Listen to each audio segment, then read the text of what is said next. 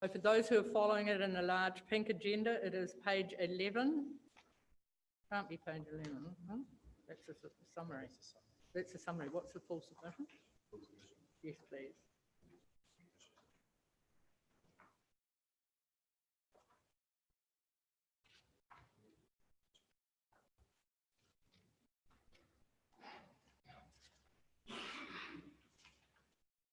I apologise, I haven't got these tabbed in order because we got the list late last night.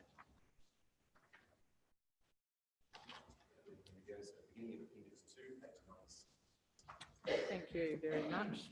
For those who are following it, it is on page 97 of the pink agenda. Thanks very much. Welcome. Over to you. Morning all. GDC has already stated that reduction in the number of venues is decreasing, but this has not solved the real problem. The amount of money spent at gambling machines is increasing. This indicates that further reducing the number of venues by penalising those venues forced to move for a variety of reasons, be it rent changes, landlord changes, earthquake damage, repairs, etc., will also not solve the problem, or solve the real problem. Many sport, social and community organisations heavily involved in improving the well-being of all in our community rely on the generous funding from these gaming machine trusts. Hurunga Pai is one of those organisations, making a difference to the health and well-being of those with diabetes, pre-diabetes, obesity and heart disease. Without funding from the gaming trusts, we would be forced to close down our initiatives. Whānau wouldn't be living healthier longer, they would continue to die too young. We agree that the council should remove the wording, facilitate responsible gambling, as the real issue is about whānau failing to take personal responsibility for their addictions, be it gambling, food, or substance abuse. Hurunga Pai's mission is to encourage and support whānau to learn how to take personal responsibility for themselves and their lives. For this, we need financial support that generously comes from such gaming organisations as NZCT. We recommend that the council does focus on preventing the growth of the gambling and minimising harm by ensuring that there is a robust and dedicated problem gambling and support service in our community. What happened to the problem gambling service we had? Support it, fund it, and get it back. It is very unfortunate that local, regional, and even national government bodies have to regulate behaviours, rather than funding ways for whānau to take personal responsibility for themselves. Addicted people will always find a way to feed their addiction, and closing gaming venues will not solve that issue. Hurunga Pai does not object to the current sinking lid policy regarding new gaming venues, but does object to penalising those venues forced to move premises. Thank you very much. Do you have any questions to Mr. Smith? Do you have any questions to Mr. Smith? No. Thank you very much. It was really clear. We understand what you're saying, telling us. So thank you very much for your submission. Much appreciated. Thank you. 57. Thank you.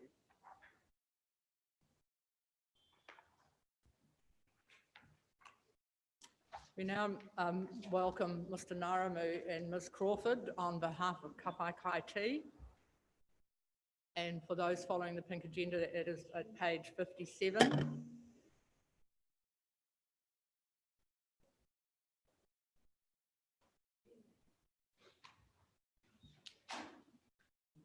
Is Mr. Naramu not here today?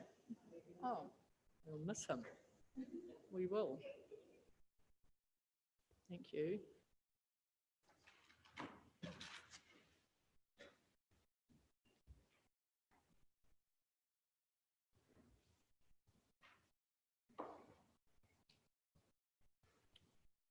Thank you, Ms. Crawford, when you're ready. Thank 57. Kia ora koutou. Firstly, I acknowledge Gisborne District Council for a recommended policy that puts people first, all people. Thank you so much for that. There are many mechanisms unique to the council to facilitate responsible gambling, No relocations under the gambling venue policy is but one mechanism. Ka pai kaiti agree with the draft policy and all it proposes to do. Furthermore, we agree with the officer recommendations. Gambling appears to be a polarising issue which seesaws between personal choice and mental distress, as we've already heard this morning, between community giveback and community and family harm, between business and between charitable purposes, and how to weigh all of that up. However, this is an overcomplicated rendition. It's fairly simple that the system plunders vulnerable. I've seen that time and time again in my role within the problem gambling service that we have, which raises further issues that people can play pokies freely and the accessibility to help isn't there on the same level that it used to be. The burden then falls to the community to resolve this. In particular, a community that finds itself without that service provider. Where do they go? I've written recently to Gisborne Herald about this. Given the lady with 5 unsupervised children, where will she go? Some of the items that I've talked about in my submission, especially around a framework that involves the police, Problem Gambling Foundation, Hauora Tairāwhiti, and services that can help. I just want to address where I think that framework should sit. Can I just interrupt and say, Yeah. are you doing that in the Ka pai kaiti submission, or do you want to do that in your own submission, which is at your place to do in a couple of moments? So I should have made that clear at the very beginning. Yes. Your submission at the moment is on behalf of Ka pai kaiti. Okay. So Thank you you. just decide for yourself. I'm happy to hear it either way, Ms. Crawford, but just at which point do you want to make those points? And if you choose to, you may make them twice, but we just need to make that clear for our notes. Okay, no, then I'll make them in my own personal submission, if Yep. that's okay. Thank you. We agree with the sinking lid approach across not only class 4, but across TAB board venues as well. And when it also comes to club mergers, I just want to address that. It's very, clubs have no incentive to merge. And the reason why is that they lose poker machines. So that is why we've talked to the club mergers, mergers, only clubs can merger, and have asked that under our gambling venue policy 2019 that we do not allow club mergers as well. Addressing, as I have in my submission, the gambling harm levy. When there's no service provider, the data is not being collected, and when the ministry comes to invoice industry for the harm, they have none of that data. So what is going to happen again is that pokies are available, but the finance, the gambling levy that is billed to industry will not be billed. It's not there. The data isn't there because it's the community, it's the service provider that collects that data. Can you just explain that? Oh, that's, so in the MOH Okay, so or the DIA? MOH, they have a gambling levy, and there's a big formula. And when people come into a service provider, they say it's pokies, it's lotto, it's racing, it's scratchies. They identify the type of gambling that they are doing. And so that goes back to the Ministry of Health. The Ministry of Health base their gambling levy, what they invoice to industry, on that data. So basically it goes into a situation where data's not collected, it's going to look like that those types of gambling, they're just not being reported against. And so there can't be a charge against it if there's no data to evidence it. That's basically what happens there. So does the Department of Internal Affairs would collect some data on what happens in machines? I mean, we were able to question the industry when they come forward, but wouldn't they not? No, they have a different role. So they have the spends, they have every single thing that goes through the pokie machines. That's the gross takings. They have all the electronic monitoring behind that. They have that area. The Ministry of Health is the intervention and public health area. Right. And so that's where the service providers sit under there. And so it's through those service providers that all that data in terms of the type of gambling, happens. So the 5 main areas of gambling that the DIA get are on that dollar amount only. So And they're not getting how many people have contributed, to the almost 1 billion in pokie. And by Pokie service table. provider, you're referring to health service provider or intervention service Yes, provider for intervention service clients. providers that Thank are you. contracted by the Ministry of Health. Thanks. Thank you for that. Am I up for my time? No, it's absolutely Okay. fine. We're asking you questions, so. The point that we would like to make around alcohol licensing and gambling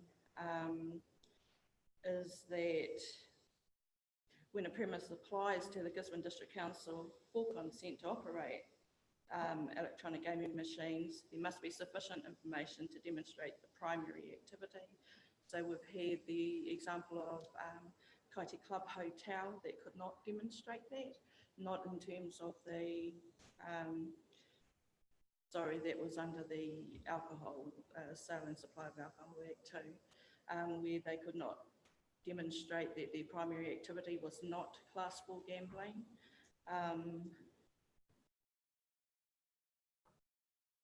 And obviously the alcohol licensing is a separate process.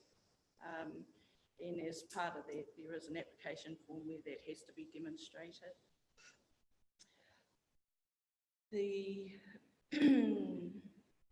There are weaknesses in the system.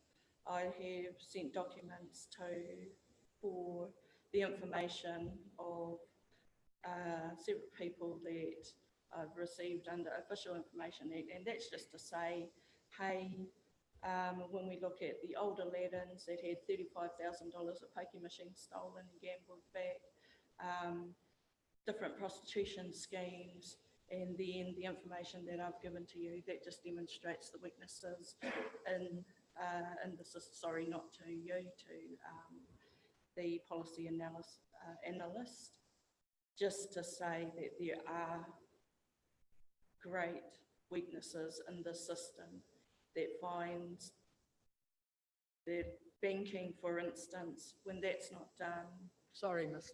Crawford, that's not quite relevant. So can you bring it back to Kapa Kaiti's submission, please? Oh, that is under my, Right. what I'm But the saying here. banking is not, is ancillary to the matters before us today. Okay, yeah.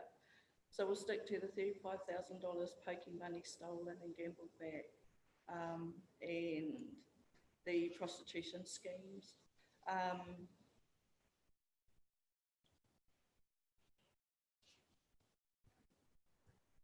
Police powers, this is where I'm talking about the framework. Well, we need a framework to be operational under the police powers part of my submission. I'll address what I think that framework should be and where it should submit in my own personal submissions. Are there any questions? Would you like to reiterate your summary? Which is page 53 of our material. We agree with the proposed changes in the Gambling Venue Policy 2019, which are a complete sinking lid on Class 4 and board venues as well as no relocations. We recommend a schedule to the policy that lists landlots with specificity to addresses of venues to prevent shotgun relocations. Council create an ethical stance and conflict of interest of members with connections to venues and or the gambling industry. Mergers not be allowed under any circumstances or the number of machines to merge be zero. We are mindful of the effects of not having the service provider in terms of the gambling harm levy and a perceived threat to community funding that does not exist. Facilitation of responsible gambling be retained in the Gambling Venue Policy 2019 as the licensing in both alcohol and gambling can be facilitated by the Gisborne District Council. Licensing enforcement appears weak and is a case for a more stringent policy considerations than previous years.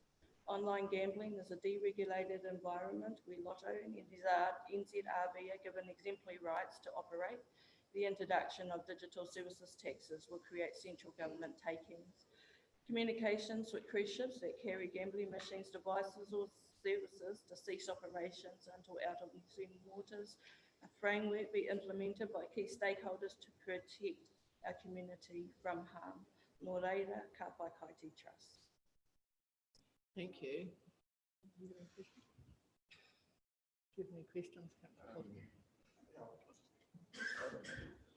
Have you got any statistics on the amount of online gambling locally?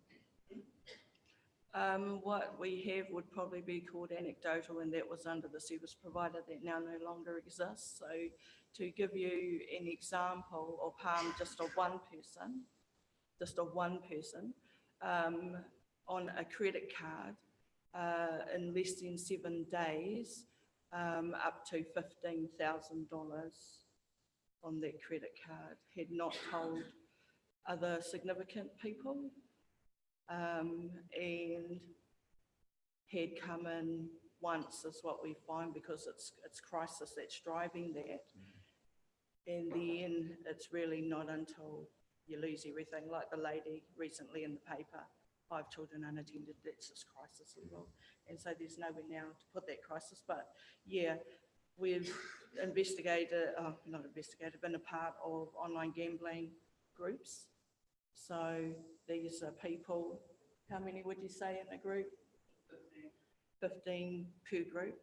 And they've had to try and limit themselves because they said it could just go so fast. So there's Pharaoh groups, all that kind of stuff dotted throughout Tairāwhiti that nobody, really knows about until they come to you or until you discover it.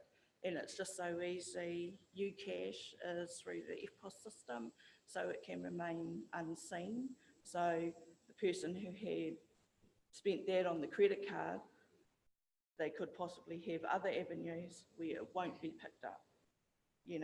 A bill comes in and the family might discover, well, having these other ways to pay through different systems like UCash on EFTPOS makes it fairly undiscoverable, if you like. Yeah. So it's just amazing. But how many groups would you say you've? I'm engaged with, there's been about 12. And picked up on the free self-shown games, cash games that you can to pay for free. And then you're using visas to go in and pay live real cash. And that's a lot of groups here, and the majority of the women. And they consider their lounge, and they have a cup of coffee and a morning tea, and that gets a lot of us in the game. Well, could be day. And it was just getting them to find other activities to do rather than going there and pay the free. They're not a poker game, but it's they give you cash and you can play. That's really interesting. I think we should get you up to talk to us at another time because it is outside the gamut of what we're really doing this morning. And I really appreciate the information that you're giving to us, but it's going beyond what we can deal with today. So thank you, Ms. Crawford. There are no further questions. We'll have them back for you in a moment. So the next person on our list is Mr. David Sly on behalf of the Gisborne RSA. Page 43 in the pink agenda.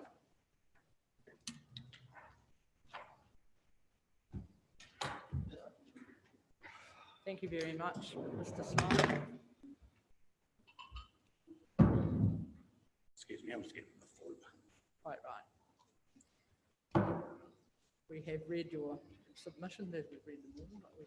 Good morning, my name's David Sly, representing on behalf of the Gisborne RSA Management Board, full support from them. I won't go through my written report because I presume you've all read it, but I'd just like to summarise. We feel that this policy has been written and formulated on a lot of emotion with no actual statistical information on problem gambling for the Gisborne-Tairāwhiti region. We are all aware that there is problem gambling out there, but how much is there actually involved? This policy is draconic due to the council policy change. This policy is draconic due to that the council policy change could affect the business and employment opportunities due to no control of the business owner or club organisation, i.e. relocation. If a business owner's lease expires, club burns down, where are we going to go for the sake of, say, 6 months or something like that to operate our business, part of our business? As an example already given today, online gambling is increasing and all that, and there was an example given of $15,000 spent on credit card. With the rise of online gambling sites with 24-hour access, with all funds going overseas and no funds being available for community distribution or levies paid, for which gamblers can gamble in their own privacy. Do we want to drive gaming machine gamblers underground using these online sites where there is no help or support for the problem gambler? Do we really believe that if a Class 4 venue ceases to exist, that the problem gambler is going to stop gambling? Is it not better that the problem gambler can be identified and offer support? The example I'd like to give, we all saw in the Herald, Gisborne Herald about 2 weeks ago regarding a person who was left their children outside a venue, problem gambling. I know it's a horrible thing, but that person actually now might have some support. If that person was doing gambling online inside, where would that support come from? Because as you all know, all Class 4 venues have to have a harm minimisation policy. With the draft policy in its current form, no consideration has been made for Class 4 operators who own their gaming machines, i.e. clubs. We have to own our gaming machines. We cannot lease them, etc. So if we are forced to relocate due to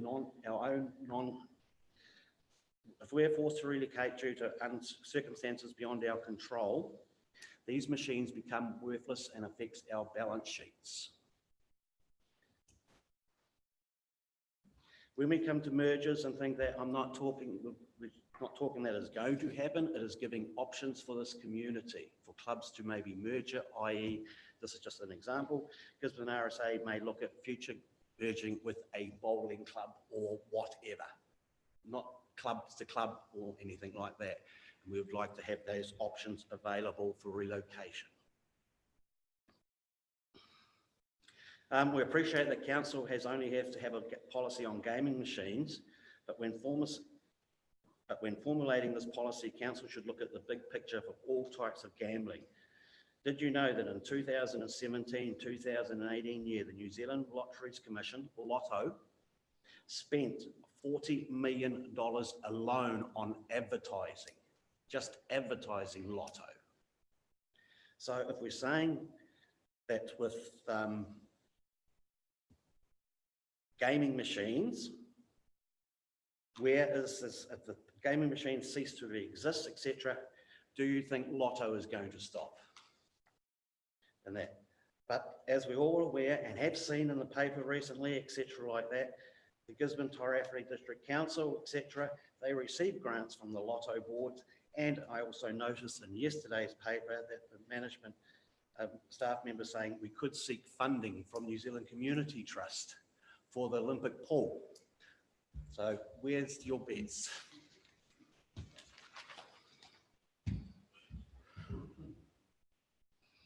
You have, and you will hear for some submitters today, with some saying that clubs do not have relevance in Gisborne today.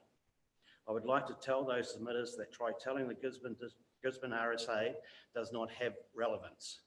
With our well-published troubles over the last couple of years, it was the Gisborne community that came to the fore to keep this 100-year-old community club open and supporting veterans and their families in need. Thank you. Thank you.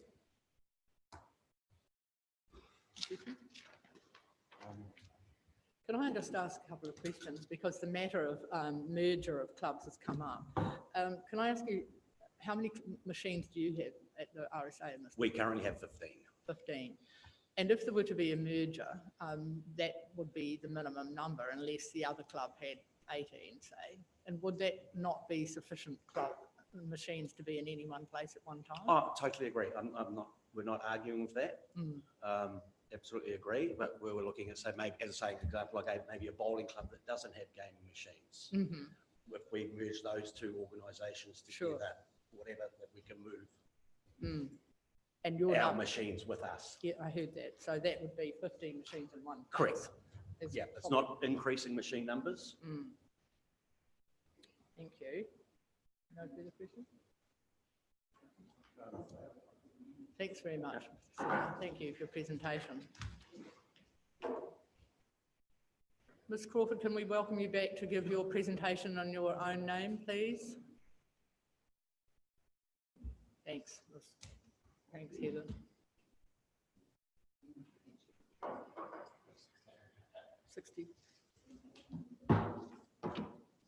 Cheers.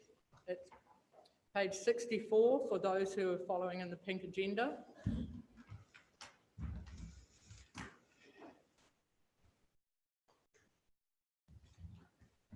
Thank you, Ms. Crawford.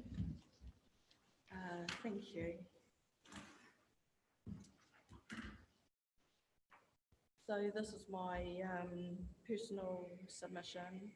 I just want to give information to the members here that it's also part of a Waitangi Tribunal submission too. I want to address the comments around the public health approach.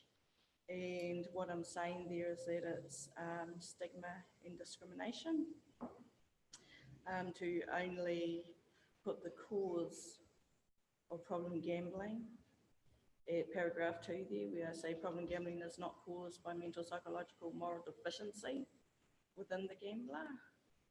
There is a reason that people get addicted, and that's because electronic gaming machines are addictive. And I'll go further to say they're addictive by design, as I've already said in my submission. Another point I wish to make is that once a territorial authority gives consent, that consent cannot be withdrawn. This is the reason why it's gone to another tribunal as well. The voice of our community is getting stronger here, and I think even in the amount of submissions that was received here and supported the changes, you know, I think that says something, and I think it says that they support the policy direction, a policy that puts people first as I've already said, the sinking lid. That's very strong, having a sinking lid, that when the venue is no longer there, that the pokies are no longer operated as well.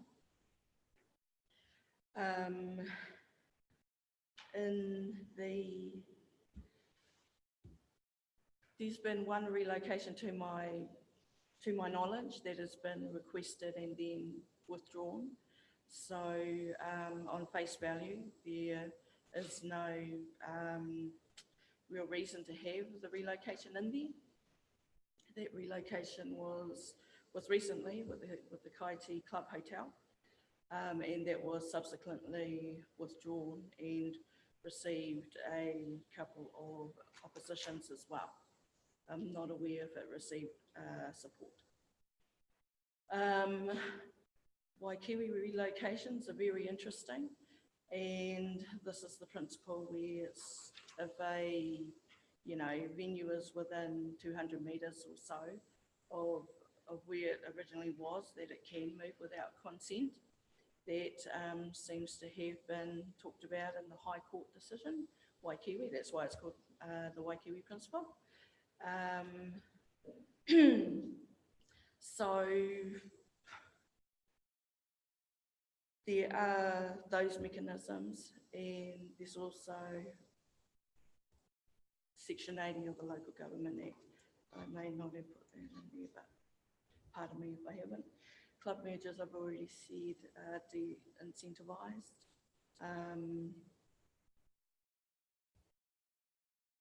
In summary, the harm caused by Class 4 gambling is concentrated in a small part of our community.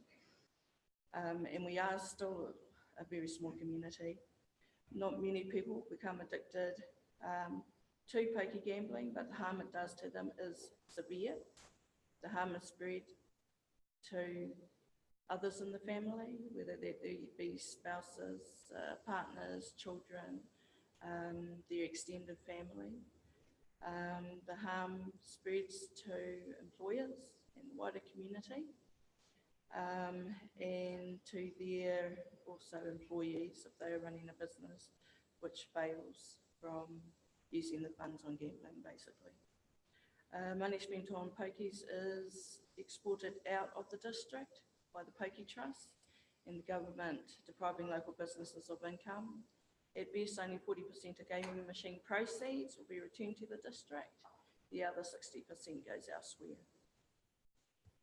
Pokies are a blight on Tairāwhiti. The Gisborne District Council must introduce the strongest possible sinking lid policy, providing for no new venues, no relocations under any circumstances, no club venue mergers, and a schedule precisely specifying which places the council deems to have consent for a Class 4 venue, whether those venues were grandfathered into the Gambling Act in 2003 or issued subsequently. Are there any questions, please? Ms. Crawford, I'd just like to explore with you to cover all our bases. You said just then that not many people become addicted, but for those that do, you went on to say how it does spread throughout the family and have quite broad impacts on their lives and others. So can you balance that by the number of people that find a small flutter at the pokies something that they do for entertainment? And how can do you rationalise either of those positions? The flutter is where the problem gambler may end up. So that problem gambler didn't get there by being first a problem gambler. They got there first by fluttering. That's the best way I can explain that, just in normal terms, is that started A small there. flutter It was a become- seed that started there and it turned into this other thing. Thank you. Thank you very much. Thank you.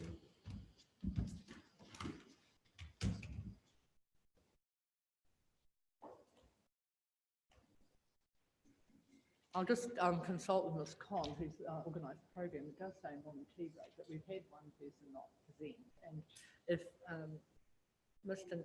Miller is in the room on behalf of New Zealand Racing Board, Is Mr. Miller present yet? Oh, right, sorry. Is Mr. Siarski? He's in the room? Thank you. Would you be happy to come forward and make your submission now? Thank you very much. So this is Mr. Siarsia, and you'll correct my pronunciation if I've got it wrong, on behalf of Hospitality New Zealand. Correct. Thank you. Thank you. Yes, and we have been provided with a update submission from. Excellent. Thank you. I've had all sorts of pronunciations, so don't feel embarrassed. If you were Italian, you would pronounce it Shasha. I was brought up as Sia. The name comes through my great-grandfather who came to New Zealand last century, or previous to that, actually. Thank you. Thank you. Yes, I'm Regional Manager for Hospitality New Zealand. My territory covers Gisborne as part of my territory. I'm based in Tauranga. I'm familiar with Gisborne, having lived here for a couple of years myself. My son was born here. I've been in the industry since the early 70s. I've seen a lot of changes in that time. I won't go through my submission. It was brief and covered just the key point on the relocation, which we disagree with. I note the officer's response to the submissions in general and a couple of points in the officer's response. Under the draft policy, operators are still able to relocate their business. Only the movement of gambling machines from one location to another is prohibited. That's correct. Also states, this is on page 7, some businesses may not be profitable without the income received from hosting gambling machines. This could really result in venue closures if a business is required to relocate and associated loss of employment and entertainment. That's also correct. The officer's recommendation is that the relocation policy be approved, but also goes on that in the event of the committee not accepting the officer's recommendation, a draft wording has been proposed. I've had a look at the draft wording. It is substantially the same as the current policy. However, it's more prescriptive in the restrictions that may apply as to where a venue may relocate to. And I do wonder whether those restrictions will place a much greater restriction than is actually envisaged as to where those businesses may relocate to. Basically, it's between Reeds Quay and Derby, and between Palmerston and Shoulders, and there's a number of properties and facilities that are going to place that 100-metre restriction. So, for instance, you've got the Salvation Army store in Gladstone, and 100 metres from there covers quite a large area, which would wipe out where possible relocations could occur. Where the officer talks about how the movement under the draft policy, operators are still able to relocate their business, only the movement of gambling machines from one location to another is prohibited. So they could relocate their business, their bar as it were, and that's fine. But gambling is an integral part of that business. It's not just the revenue from the gambling that the business relies on. That's minimal given the cost of running that gambling. But it's an integral part of the business. It's the overall experience that the customer has when they go into a premises like that. Gambling is just part of that. Gambling can't be the major part of it anyway, as we've seen with Kaiti. That basically prevents them from having a liquor license. And if you can't have a liquor license, you can't have a gambling license. So everything else is part of the customer experience. And although, yes, you can move the rest of that experience, you can't move the gambling that is part of that experience. And that will, in my view, result in a business being unable to be viable unless it drastically changes its modus operandi. It becomes a restaurant, for instance. It goes on to state that some businesses may not be profitable without the income received from hosted hosting gambling machines, correct. This could result in venue closures, correct. If this was bought in, if gambling venues could not relocate, you're going to create one whole new major beneficiary from gambling monies. And that new beneficiary is going to be the landlord of the property where those businesses are currently located. If I'm a landlord and I have a tenant who operates a gambling venue and this policy comes into place, I know he can't move.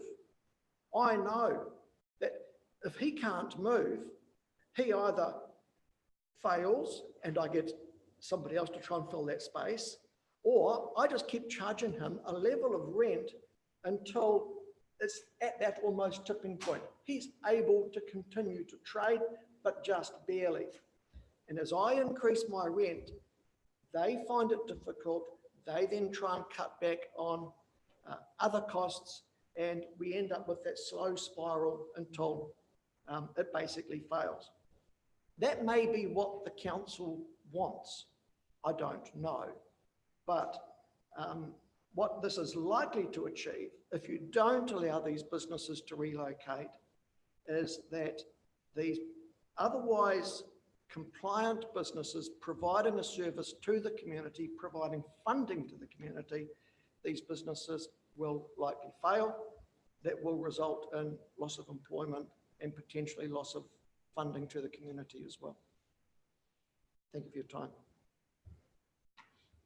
Thank you. That's a very good point with respect to the role a landlord subsequently may play. There'll be a whole new beneficiary from all of this. Councillor Porahanga, do you have any questions? Okay. Thank you very much for the Thank you. presentation. Thank you for coming.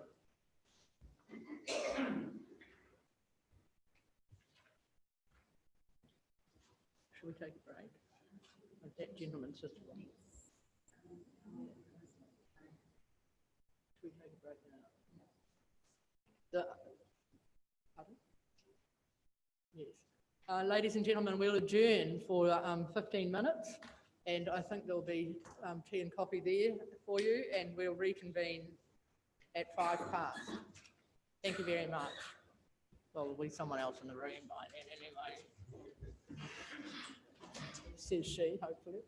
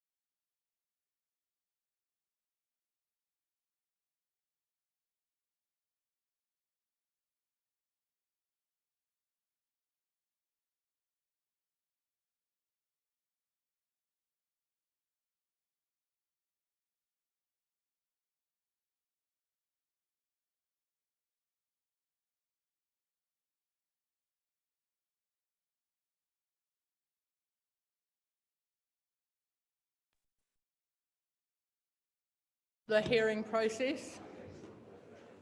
And while it's not exactly in order, I understand that Mr. True is here on behalf of the Gambling Machines Association of New Zealand. Welcome, and we look forward to hearing your submission. Thank you. You have who has the presentation? Do you have the presentation, Sue? Do you have a presentation? Yes, thank you. Maybe introduce yourself first and then we'll move to the presentation. And the page was, sorry. Yes, thank you. I'm Jared True. I represent the Gaming Machine Association of New Zealand. The association represents... Excuse me, will it come up on there too?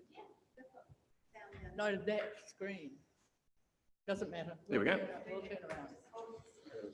Oh, it's on there now. Thank you. It has come up. Gaming Machines Association represents 85% of New Zealand's gaming machine societies throughout New Zealand. We're asking you, importantly, to retain the existing relocation policy. If I was sitting in your shoes, I wouldn't be looking at removing the relocation policy. In fact, I would be looking at expanding it and making it more of a harm minimisation tool. Keen to talk to you about that. And we're asking you to retain the existing, replace the existing sinking lid policy with a cap at current numbers, which would be around 12 venues or 180 machines. So first of all, importantly, in relation to the relocation policy, the ability to relocate venues is a relatively new amendment to the Gambling Act. It was introduced by the Maori Party as a harm minimisation tool, and that's what it is, it's a harm minimisation tool. The idea is to encourage venues to move out of unsuitable areas to more suitable areas. We want venues to move out of residential areas or out of the fringes of your CBD and to be concentrated in the heart of the city. And that's what a relocation provision does. And we think that that's responsible and that's sensible and it's a policy that you should be encouraging. Relocation is also fair for the local business owners, enables businesses to move following a fire, natural disaster, public works acquisition, highly reasonable. Importantly, relocation also allows you to move out of earthquake-prone buildings. I understand that I was looking for the premises this morning because I've been here a couple of times before, and I'm surprised to see you got beautiful new premises. Congratulations. Understand one of the reasons for the need to move was in fact an earthquake rating issue. Imagine if you had a resource consent requirement that said you couldn't move and you were stuck in the old premises. You had to come to work every day, and if there was a tremor, you're thinking, my God, is this desk going to keep me safe? We've got publicans and venues, and we've got the public going to venues here that are earthquake prone or have a low earthquake rating. Why can't they move across the road to a new, modern, smaller, stronger premises? Why not? That would be a safe, sensible policy to have. A relocation also enables venues, particularly clubs, to move from large blocks of land. The old school club, which had a huge tavern type style premise, large car park where everyone used to drive, get drunk, drive home. Those days are gone, and a club now wants to move to a newer, smaller, modern premise, running nominal car parks, and free up that land for commercial development, for housing, affordable housing. We should be encouraging that, facilitating that. Policy at the moment is entrenching those venues in those large, unsuitable premises. And importantly, we've got landlords now, as the Hospitality Association said, demanding unreasonable rentals and refusing to do any work on the premises. It's just simply, it's ransom, and we see premises that are just becoming more and more run down. Premises that you don't want in your CBD, that's not what you want to be the face of your town. And that's what we've got at the moment. We've got a license for landlords to charge whatever they like. And I like how it was mentioned before, they are a new beneficiary of Class 4 gambling, because they're simply charging 2 or 3 times market rent. If we allow relocation, we allow venues to move to new modern premises. If you move to new modern premises, they tend to be smaller. They tend to be more affluent premises. They tend to be premises that have a more of a focus on offering food rather than serving alcohol, and they tend to attract a more affluent type clientele. I would have thought that's hugely positive, and we should be encouraging that, not introducing a policy that stops that. The very first venue that relocated under the new relocation provisions was the Te Rapa Tavern in Hamilton. The old venue, you and I wouldn't feel comfortable going in there. It was rough, there was fights there regularly. A typical unpleasant type place. The owner was able to relocate that business, able to move the 80 machines down the road, being able to move the machines meant it was viable to spend $3 million and do that premise out. That premise is now it's a vibrant place where you and I would enjoy to go and have a glass of wine or enjoy a craft beer. Fantastic premise. It's able to redevelop it, able to invest because it was able to take its machines. Again, if I was sitting in your shoes, that would be the sort of place I would like in my town, not the place I would. At the moment, there's relocations allowed and there's a number of safeguards. It's not open slather. Relocation can only occur in these circumstances outside the control of the owner, such as earthquake issues or fire or flood. The venue must move in a commercial zone, which is sensible, and the venue must be 100 metres away from sensitive sites. Relocation is common. Out of all the councils that have considered adopting a relocation policy, the strike rate's been over 95%. Councils have actually adopted a relocation policy because there's merits in it. We've now got, again, 45 councils that have a relocation policy. I don't know any council that's adopted a relocation policy and then subsequently moved it, and I go to all the council meetings. If I was you, I wouldn't actually remove the relocation policy, I would actually expand it. And I would look and say, right, let's take this as an opportunity to make it a real harm minimisation tool. Let's say, what do we want in our community? What we want is we want venues that are new, strong, safe, and vibrant, all nicely compact in the central city. Why don't you have a policy that says you're allowed to relocate to do that? Why don't we have a policy that even introduces things like New Zealand Community Trust is suggesting, which says, if you relocate, you've got to up your game as far as harm minimisation. If you're going to relocate, you need to install things like facial recognition and have first world A-class 5-star harm minimisation. You've got the ability to do that under your policy. You should be encouraging that, not entrenching venues at unsuitable premises. It's getting more and more unsuitable by the day.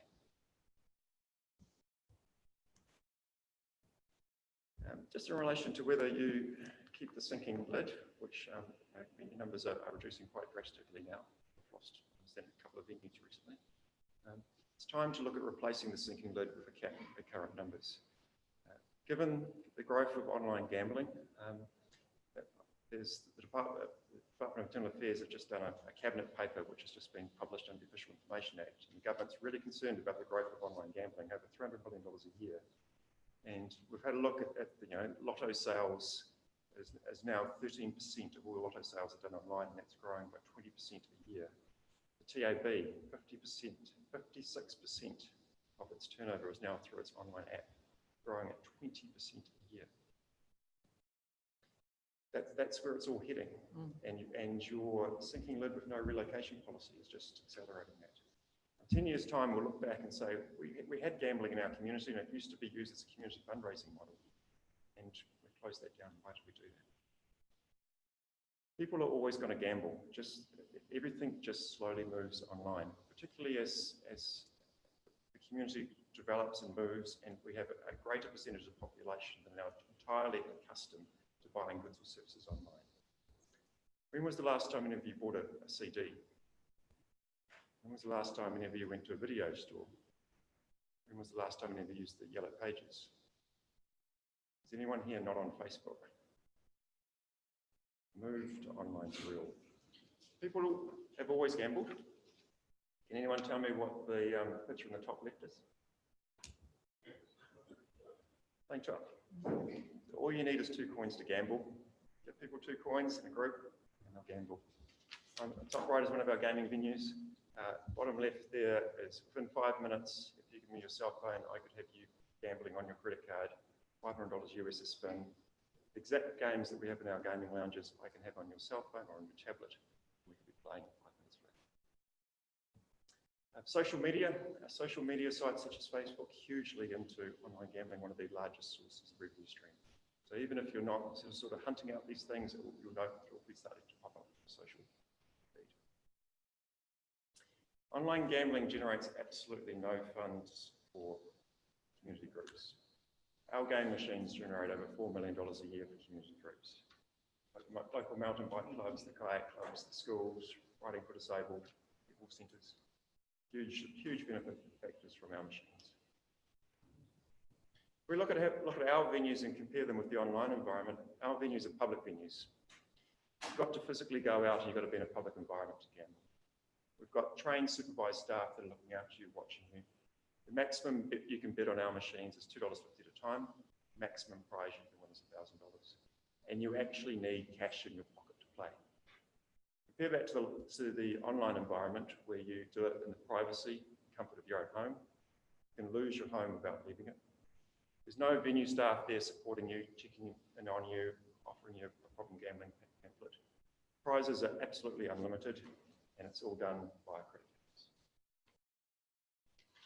Look at our venues. Our venues pay a problem gambling levy. It provides $20 million a year, $20 million a year to provide treatment services and problem gambling research. Our venues have R18 restrictions, which are enforced by staff. There's no inducements to gamble, and we have an exclusion order system where you can elect to exclude yourself from the venue, or the venue staff can, if they're concerned with your gambling, bar you from the venue. In the online world, there's no money provided for the gambling treatment providers. It's very easy accessed by minors. There's significant inducements to gamble. You put $10 in your account and they'll double it up, make it 20. You haven't gambled for 2 weeks, they'll put $10 in your account and say, we've missed you, come back and play. And there's a customer loyalty system. And our venues, if you gamble a lot, we look to exclude you. In the online world, if you gamble a lot, you'll get an additional credit saying you're a good customer, you've made it to gold status. Our venues, in addition to the $4 million of community grants that may contribute significantly by way of local taxes as well. It's 20% in gaming duty that's paid, 50% in GST. We generate local employment. And if you win on our machines, there's a guarantee you actually get your prize. In the online environment, there's absolutely no tax revenue. There's no local employment. And if you win, there's no guarantee to actually get your prize. Game machines have been around for a long time. The sky has not fallen. There's nothing happened in the last 3 years that would justify sudden change in policy and introducing the most restrictive policy you could possibly adopt. Game machines have been in our communities for over 38 years. Problem gambling rate in New Zealand is extremely low by international standards and is 0.2% of the adult population. The problem gambling treatment tools that we have here in Gisborne are world leading. All the New Zealand community trust sites, which is the bulk of the trust sites here, have facial recognition technology. I've seen the reports that have come out with people that have been excluded, that have gone to one venue, been asked to leave because they've been picked up, gone to another venue, been asked to leave. It's working, it's fantastic. You've actually got a world leading model here. I'd be encouraging more of that, not look at shutting down and closing these venues, forcing them to stay in unsafe, earthquake-prone buildings. And importantly, there's no direct correlation between gaming machine numbers and problem gambling. Over the last 10 years, the problem gambling rate has stayed the same. Over the last 10 years, we've seen game machine numbers just plummet, almost 5,000 machines lost nationally. If we do have less machines, we are going to see less funding over time. Welcome your questions. Thank you. Councillor Florihan. Thank you, Madam Chair. Thank you for your presentation. In your presentation, you outlined the difference between gaming venues and online gambling. What I wanted to know was, how does the number of gaming machines and gaming venues in our community have a minimising effect in online gambling? I think if you've got the opportunity to go and participate in Class 4 gambling here, and you can go do it in a physical environment where it's safe and supervised, and you go and have your flutter, you go spend your $40 and you go home.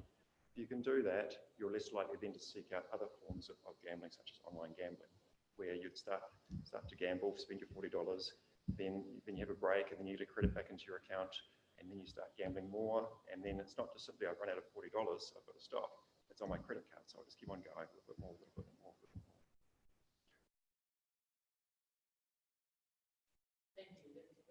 more. My question. Can I ask a couple more questions? You gave great credence to the fact that there is facial recognition in a number of venues, if you like, here.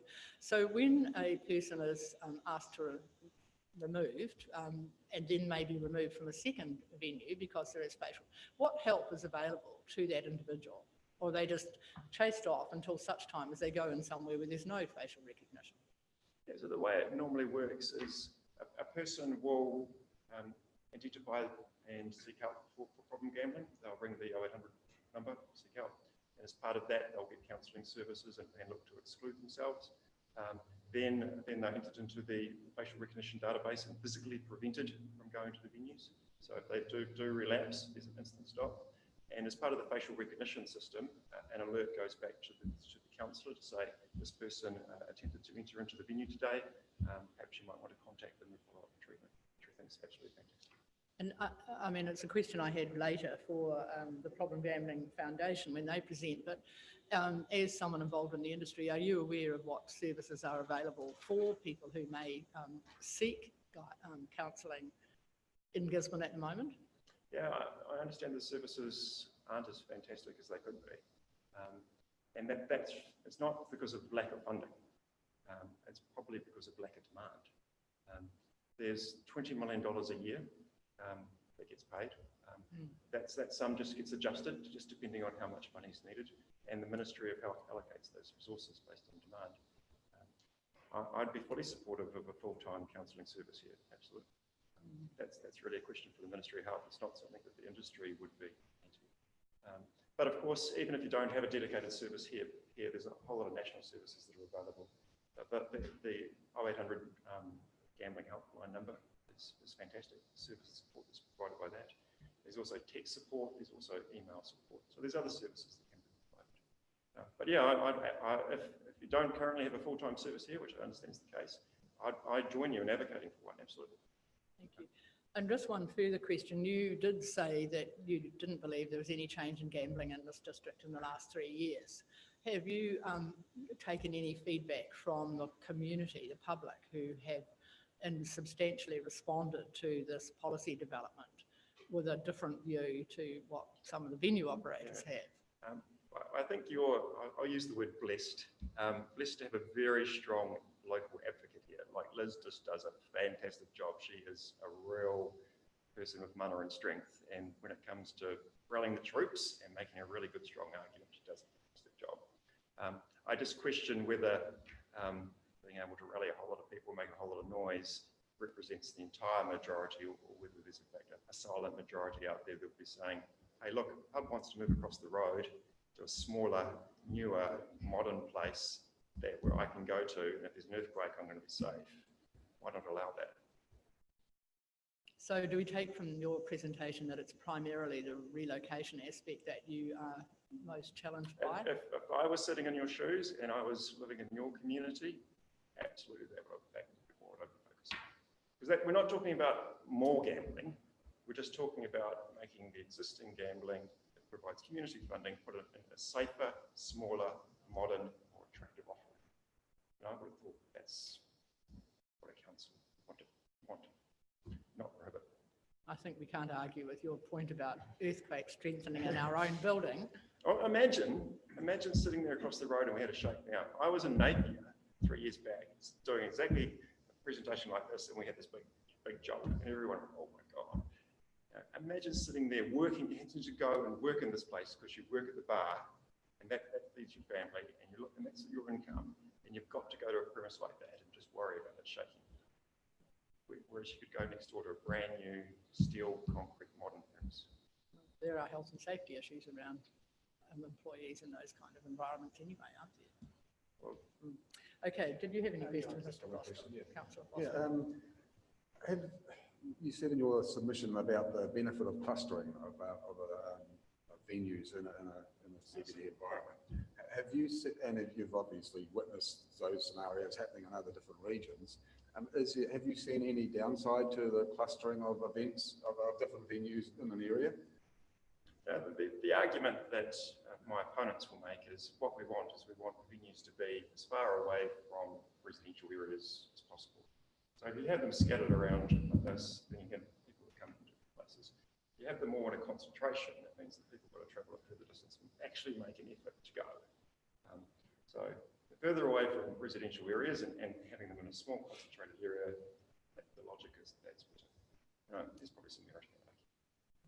I can't see any harm. I don't know why you want them scattered out, because it just makes them more accessible, which is what you've got at the moment. No, not really. I mean, most of them are confined. You could be more centralised. Yeah, we've got restrictions on that already. if you wanted to make it really effective, you'd need to look at relaxing the 100-metre rule regarding sensitive sites. We've got a lot of sort of churches and op shop type things that will fall into that category. And really, there's no harm in having a gaming venue in the heart of your CBD.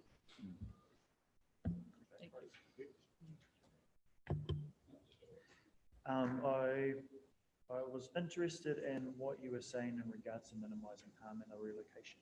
Other than a more attractive venue, what are you did say a phrase in regards to upping your game.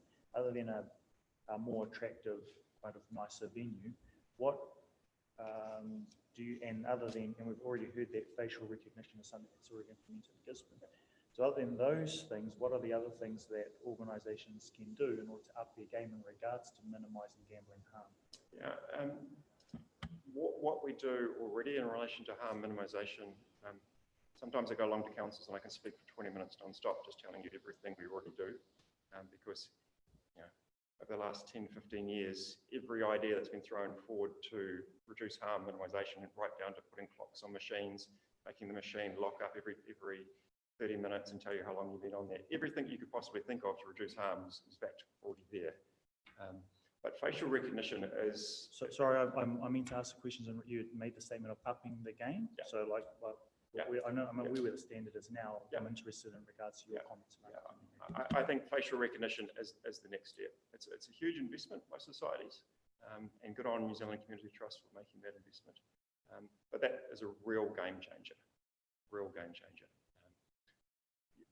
It'd be great for you guys to all actually go and see it working. I've seen it working, and the ability to enrol someone and prevent them physically from going and gambling is just a fantastic tool. Thank you. One more. Does your organisation know if the government has got any intention to regulate the online gambling facilities that are out there at the moment? I mean, it looks like it's just open slather and it's going to just get out of control. So is there any intention? Funny enough, I wrote an article about this yesterday. So the last couple of days I obtained a cabinet paper, which is on my website, gamblinglaw.co.nz. So the government's issued a cabinet paper on addressing online gambling, and they've talked about the rise of online gambling, how to deal with it, and they've decided that they're not going to police the internet because it's just impossible. No country in the world has been successful policing it, so they're going to join it. So what they're looking at doing is looking at issuing effectively licenses somewhere down the track, where New Zealand-based providers will be able to provide online gambling and set harm minimisation rules in relation to that. But importantly, from the government's point of view, to actually bring them within the tax net. They're not there at the moment. Yes, and that the paper says that they want to look at introducing legislation by April 2020 in relation to facilitating online gambling, not outlawing it. Because it's currently illegal to participate in online gambling, it's just got to be based offshore. So they're saying, well, let's bring it onshore, let's regulate it, let's tax it. And with that, we will see a lot more ads for it, and it'll be advertised, it'll become mainstream.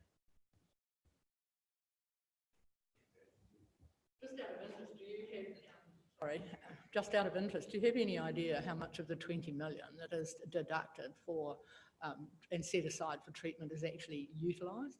All of it. It is utilised? Yeah, absolutely. So you just don't see much of it in Tairāwhiti? Well, it's not because the money's not there. It's a matter of the problem gambling groups speaking with the Ministry of Health and saying there's need here. There's need here. There's funding to do it. Absolutely. In the last 3 years, we had something like $3 million left over because of an underspend. So it's not as if they didn't have the money; they had the money left over sitting there. It's just a matter of allocating it, and it's just a matter of, Liz and Eru, they're great advocates. They should be banging on the Ministry of Health's door. I'll go along with them and say, look. They have been. Okay, thank you very much, Mr. True. That's very helpful. And Gambling Law, which is at the footer on your paper, is the site where you just suggested that so paper is. Gamblinglaw.co.nz is my website. Yes. There's a page that's called Statistics and Information, and on that you can find the the cabinet paper. Yeah, the that you paper, just or referred turn it to be, if you look me up on LinkedIn, there's an article there with a link to it. Great, thank you very much. Thank you.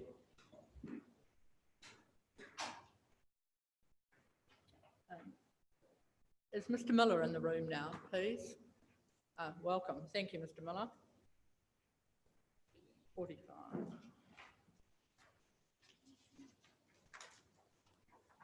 Thank you very much. Welcome to the process. That's page 45, if any members of the public are using the pink front page of the submissions. Page 45. Thank you. Over to you. Morning, my name is Niall Miller. I represent the New Zealand Racing Board. The New Zealand Racing Board, or the NZRB, as a short acronym, is a statutory body established under the Racing Act 2003 with the primary purpose of promoting and enhancing the New Zealand racing industry, running a profitable betting business and generating a long-term profit for the benefit of the New Zealand racing industry. The NZRB operates the country's official racing and sports betting agency, the TAB. TAB is a major entertainment business with more than 230 active account customers, as online customers, and a retail network consisting of circa 600 outlets across the country. Every bet placed with the TAB makes an integral contribution to the growth of racing and sport in New Zealand and the livelihoods of the many thousands of New Zealanders involved in racing and sporting sectors. Indirectly and directly, there are 40 to 50,000 people employed by racing in New Zealand, and that's the purpose of the Racing Board. The NZRB also holds a Class 4 operator's licence and has done since 2011, and currently 44 of our 65 TAB board venues host gaming machines. The proceeds from this gaming operation are split with 80% funding the integrity, control, conduct and promotion of a race meeting across New Zealand, and 20% distributed to the communities across New Zealand through our amateur sporting grants. This includes $90,000 in the year to 1st of April 2019 to the Gisborne District, as well as the races conducted at Gisborne Racecourse. A TAB board venue is defined as a venue that is either owned or leased by the New Zealand Racing Board for the primary purpose of conducting race betting and sports betting.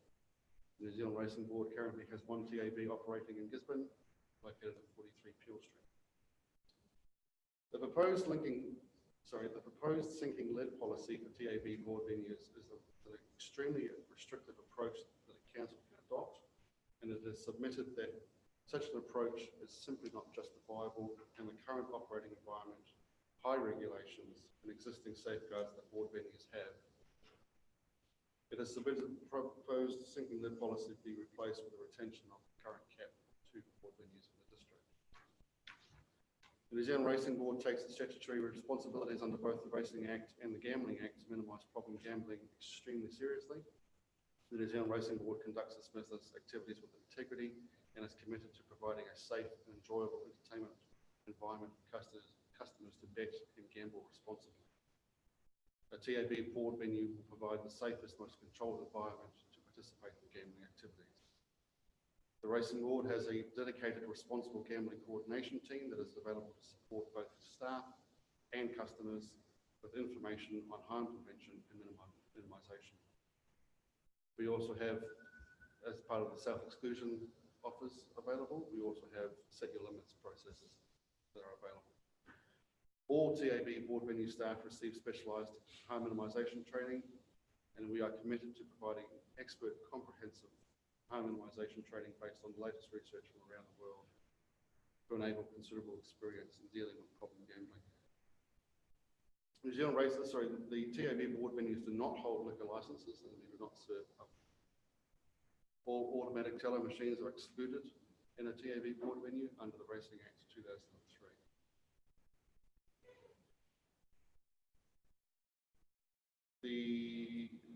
New Zealand has a low problem gambling rate by international standards. One of the latest studies, as Jared has touched on, it has around 0.3 of people over the age of 18. That includes all forms of gambling. As Jared touched on previously, all gambling organisations in New Zealand contribute to the Problem Gambling Fund. This fund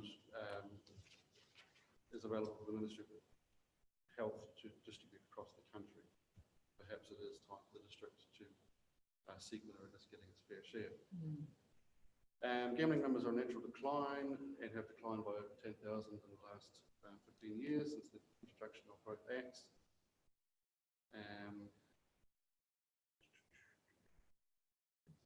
In conclusion, the New Zealand Racing Board acknowledges that the council needs to strike a balance between costs and benefit of gambling. It accepts that a small percentage of people, 0.3% of the population aged over 18, will have problematic gambling.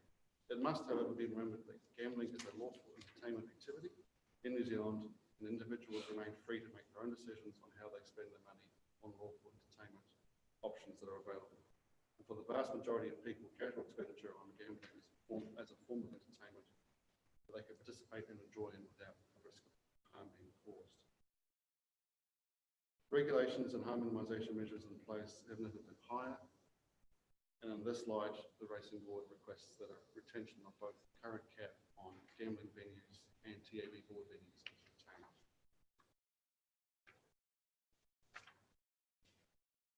And as Jared touched on previously, any other forms of gambling, overseas gambling, would be detrimental to the controls that are in place, not to mention employment, taxation and health services in New Zealand not being utilised. Happy to answer any questions. Yeah, thank you. Councillor Foster? Yeah, thank you for that. You mentioned that TAB venues don't have alcohol licences. TAB board venues. TAB board venues. So the venue in Hill Street, is that a TAB board venue with no alcohol? We have a TAB board venue network, which is 65 across the country, and then we have what we refer to as pub tabs and club tabs, which are bars or pubs or clubs that have a TAB offering. Yeah. And that is either a sort of an actual terminal at the venue, or it could be a self-service kiosk on site. Right. And those make up the 540 odd remaining across the country. Okay, thank you. Can I just explore that comment that you made with respect to retaining 2 TAB or allowing the retention of 2 TAB board venues? So you're probably familiar that Gisborne's not a particularly large geographical area, and we have one city centre, and that is where your TAB board venue exists at present. And so while you've said it's submitted that it be replaced with a cap, can you expand on exactly what your rationale is for that, when I think we're all aware that quite a number of people bet on TAB on their phones? So what is it that makes you say we need to retain 2? Long term, no one knows what's going to happen. Yes, we have a considerable online offering, but cash is still paramount in our business. It is responsible for about 40% of our business, and they are available across the country. And the requirement for cash, whilst will eventually decline, we see that there's plenty of hair in the tyres for retail. So in your view, one location doesn't meet the needs of our community. Is that what you're effectively saying? Not necessarily. So I still haven't quite got a reason why you think we should allow 2 TAB board venues. The ability to have 2. But what would prompt the need for 2 is what I'm trying to get at. The demand, growth of demand. Growth and demand. Okay, thank you.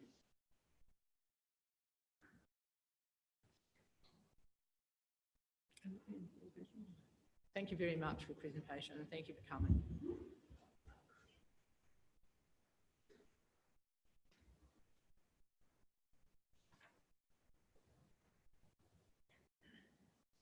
Dr. McLean, I saw you come into the room a couple of moments ago. Are you able to present to us now?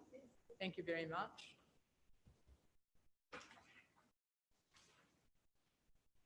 Number, please. Only the new one, right? Yep. Trust Managed Dairy. One moment, please, while I find it. Yep. Thank you very much. McLean, welcome. Thank you very much for the opportunity to be heard here. Kia ora koutou katoa. My name is Dr. Margot McLean. I'm Medical Officer of Health representing Hawera Tairāwhiti working for the Population Health Service. I'm also the Clinical Director for the Women, Child and Youth Service, so I'm also representing in that capacity. And our role is to promote and protect public health, focusing on equity and the principles of the Treaty of Waitangi. My role also as an advocate for child health is to look after the interests of the health of children. Problem gambling is an addiction that disproportionately affects the most vulnerable in our community. So we support policies that reduce the impact of problem gambling in our community. And in particular, electronic gaming machines, which are called pokies, are the form of gambling which are most likely to cause harm. We're all aware that significant socioeconomic deprivation exists in Tairāwhiti. And I've presented figures showing that there's a significantly higher rate of residents living in the most disadvantaged fifth of income group. And that disparity is really very huge compared to other areas in New Zealand. And also a very high proportion of those in the most disadvantaged groups are Māori. Now, problem gambling is very strong evidence that Māori and Pacific people are more likely to suffer gambling harm, whether a result of their own or someone else's gambling, and are more likely to be at risk of future harm than people in other ethnic groups. Māori are more likely to be affected by household harm caused by gambling, and the Ministry of Health recognises that there are gambling harm-related inequities for both Māori as a population group and within the population group. And so while the prevalence of moderate risk gambling and problem gambling is relatively high for both Māori men and women, Māori women are more likely to experience harm from someone else's gambling than Māori men. So reducing gambling harm is an equity issue, both for New Zealand and in particularly this is very significant for Tairāwhiti. The most common form of gambling associated with household harm is pokies in clubs or pubs. And that's over 50% of people seeking help for problem gambling are using pokies as their main gambling form. This is because gambling, which has that regular continuous type of form of gambling where winnings can be immediately reinvested, are more likely to be addictive. And there's a lot of evidence, I've placed some of it here, but I won't go right through it, around the proportion of problem gamblers who've been more likely to be out of work for more than a month compared to other adults, more problems with health and so on. And Māori and Pacific Island communities often bear extra culturally specific costs as a result of problem gambling. The Ministry of Health has stated that participation in gambling can also lead to erosion of whānau values, negligence of health caregiving responsibilities, and loss of cultural capital. And this is really important. And only last week I saw an article in the newspaper, 5 children left unsupervised, and this was a woman who left 5 children alone in a neglected state and at home alone while she went out gambling. That's what the court reported and what they'd heard. Yes, this woman also had problems with alcohol, but alcohol and problem gambling are very tightly related. So, you know, this is a form of, that has an impact on the children, and this is children who were left neglected because of the woman's gambling and alcohol problems. I don't know if others have talked about the financial losses due to pokies, but per head of population, the loss is 81 per head in March 2017 to $91 per head in December 2018. And when we consider that many adults never use pokies at all, that's a lot of people who are spending much more than this. I actually visited some of the gambling venues last week just so that I had, had a good look around, and I certainly saw people with, $50 notes getting chips. And it's not to comment on the responsibility or whatever of those particular establishments. This is just what people do when they go gambling in small venues. So the loss to this community for grants is much more than the annual income from community grants. And the council's policy has proposed 2 substantive amendments. One is to replace the regional cap on ward venues with a thinking lid, which will not allow any new ward venues in this region. We support this amendment. And secondly, a revised relocation policy prohibiting the relocation of Class 4 venues under any circumstances, and we also support this provision. Thank you. Thank you. We appreciate that you weren't in Gisborne this morning, but it's really unfortunate that you weren't here earlier to hear some quite substantive presentations from other submitters, and one in particular in relation to the gambling online and at home and the degree to which that is impacting on people, which of course is outside this particular, our remit for today. But one thing I'd like to ask you about, and maybe you can only do some advocacy, we've heard from the industry that something like 20 million is collected to be spent on treatment services for those suffering and recognising that they suffer from addiction issues. And it has come to our attention that there are no services here in Gisborne at the moment. Are you able to indicate whether Hauora Tairāwhiti is advocating for services? Yes, they certainly are advocating for new services. Yes, we do need that service within. And how soon can we expect to be seeing a share of the 20 million that's collected across New Zealand? I'm not sure about, I can't answer that question. No, I'm sorry, I can't answer. A council maybe needs to join with you in Yes. advocating Absolutely. for that money that's been collected to be. Yeah. And do you have any idea what treatment services are available, since you identify sections of our community who are the most likely to be affected by problem gambling? As far as I'm aware, those are minimal, but they would fall in the alcohol and drug addiction services, which they may be able to support some people, but that's not the full, problem gambling care that they need. Thank you. Councillor Forrihinger has a question. In regards to the $20 million levy collected from the industry, are you, and I realise it's a little bit out of scope from policy, but it was brought up before from other submitters like Councillor Seymour had alluded to. Are you aware of the figure of that amount of money that actually comes into Te Tairāwhiti of that 20 million? If any at all? Okay, no, I'm sorry, I don't know the answer to that. No, that's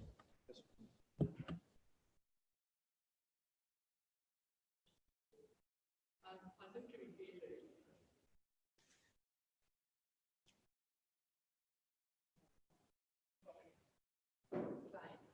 there has been some conversation, and I want to give you the opportunity to respond to it, because in your final comment on the back of your submission, you're talking about supporting the current proposal, that is to prohibit relocation. We've heard from some submitters who both support that and others who feel concerned that it will force agencies currently with a licence to remain in unsafe buildings, and this is particularly relevant to Gisborne. Because if they aren't able to relocate, then they can relocate their business but not their gambling machines, if this is the position that is upheld. Do you have a view about that from a health perspective, of being forced to remain in unsafe buildings? Well, I don't think people should be allowed to remain in unsafe buildings because that would be a council matter in terms of safety of a building. So that might mean the closure of that business if they're in an unsafe building, or a strengthening of the building. And frequently, of course, the landlord has control of that issue as opposed to the person who operates the business within that building. Yes, I understand that. No, thank you very much. We appreciate you came back to present. Thank you.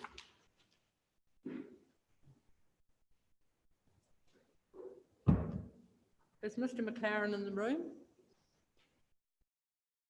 Yes? No? No, he's leaving the room. Thank you very much, Mr. McLaren. So Mr. McLaren is presenting on behalf of the Infinity Foundation. At page 54 of the agenda with the pink cover. Thank you very much, Mr. McLaren. Thank you, Madam Chair and councillors. My name is Rick McLaren. I'm the CEO of Infinity Foundation. I've been in the game industry for 20 years, so I've seen a lot of change in that time. I've represented major national trusts. I've worked for end user trusts. I've used for community benefit trusts, as well as now Infinity, which is a Hawke's Bay based smaller trust.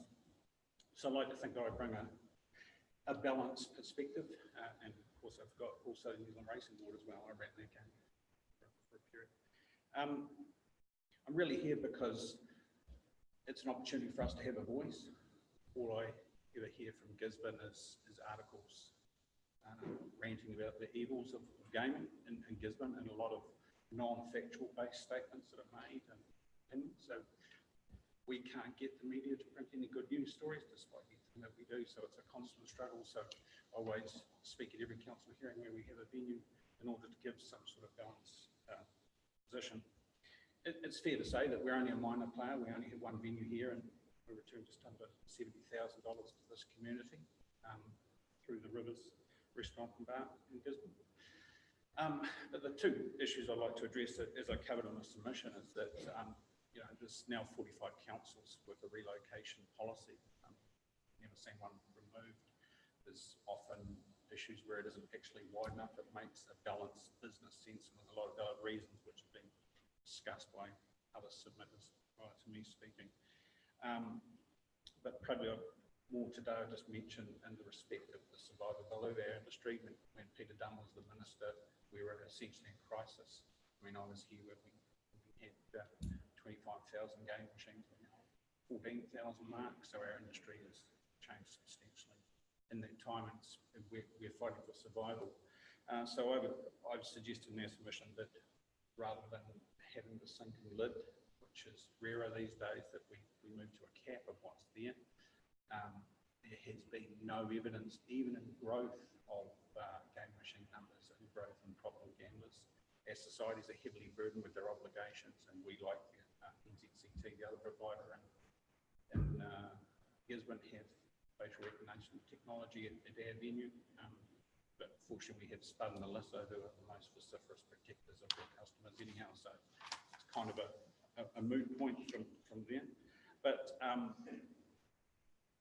it almost inevitably appears to, we're sinking lids have more because it just tends to drive gambling into unregulated environments, which is not ideal. The reality is that we've got a very small percentage that have problem gambling, and we don't want them in our venues. Let's be very clear. They're a nightmare for us. We don't want them. We don't want to know about them, or we don't. We want them to seek help, and we'll give them every aid that we can. But we shouldn't disappoint the volumes of people that want to have the occasional flutter and go and have a drink at their pub and play the game machines.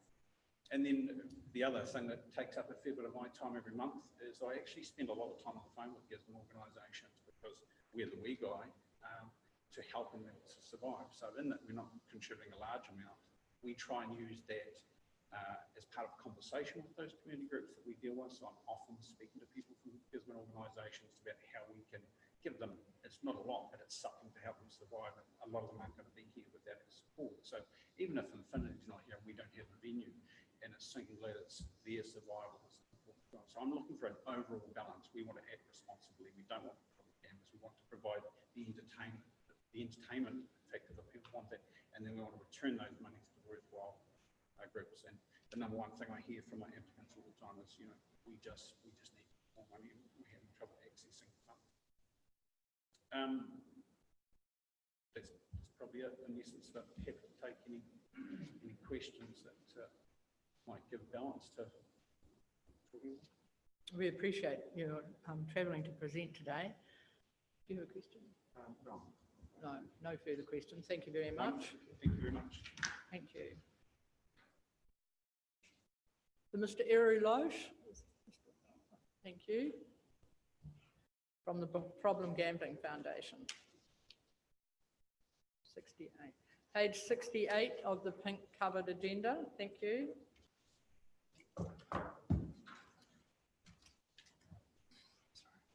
Sure.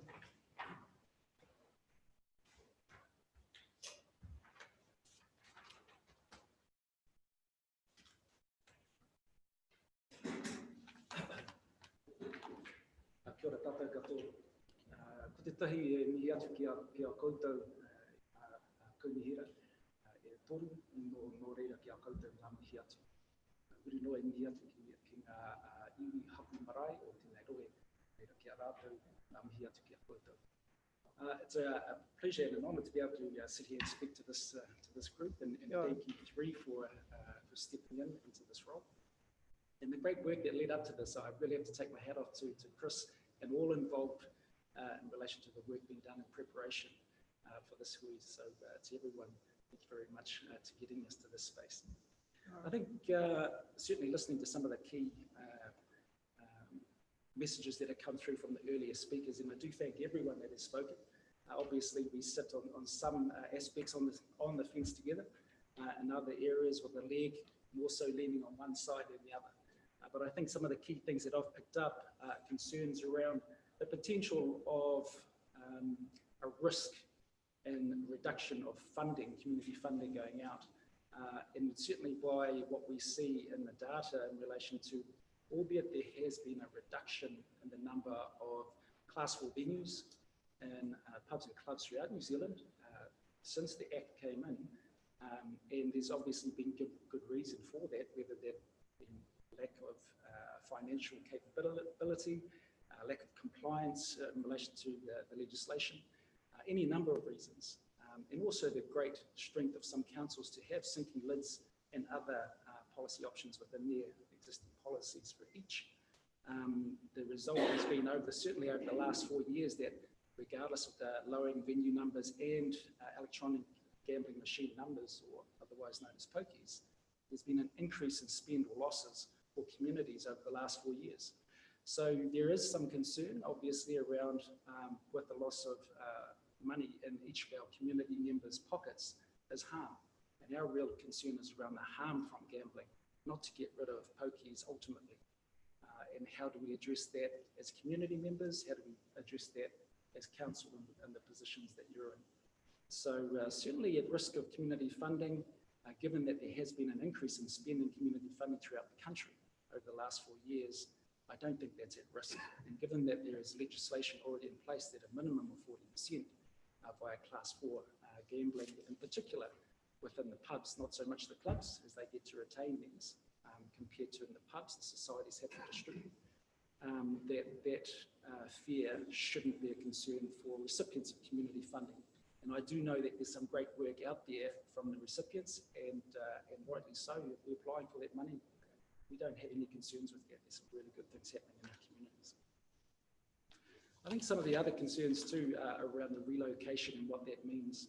Relocation may be deemed appropriate in some other districts, and depending on the demographics and size, but certainly our position has always been that relocation should be an area that needs to be factored in relation to the, obviously, when you have a community this size, relocation from I guess a high deprivation community into the CBD, well, actually everyone has access to the CBD via bus or other transportation. And our concern would be the density and what that means for community members to go into an area where there's a high density of machines if they come into town for any reason. Sure, it sounds great removing them for the residential areas, and I agree with that. But if we allow a relocation, we're not removing what's actually causing the gambling harm for those individuals and affected family members within our communities. So, this isn't an individual's poor responsibility or individual choice.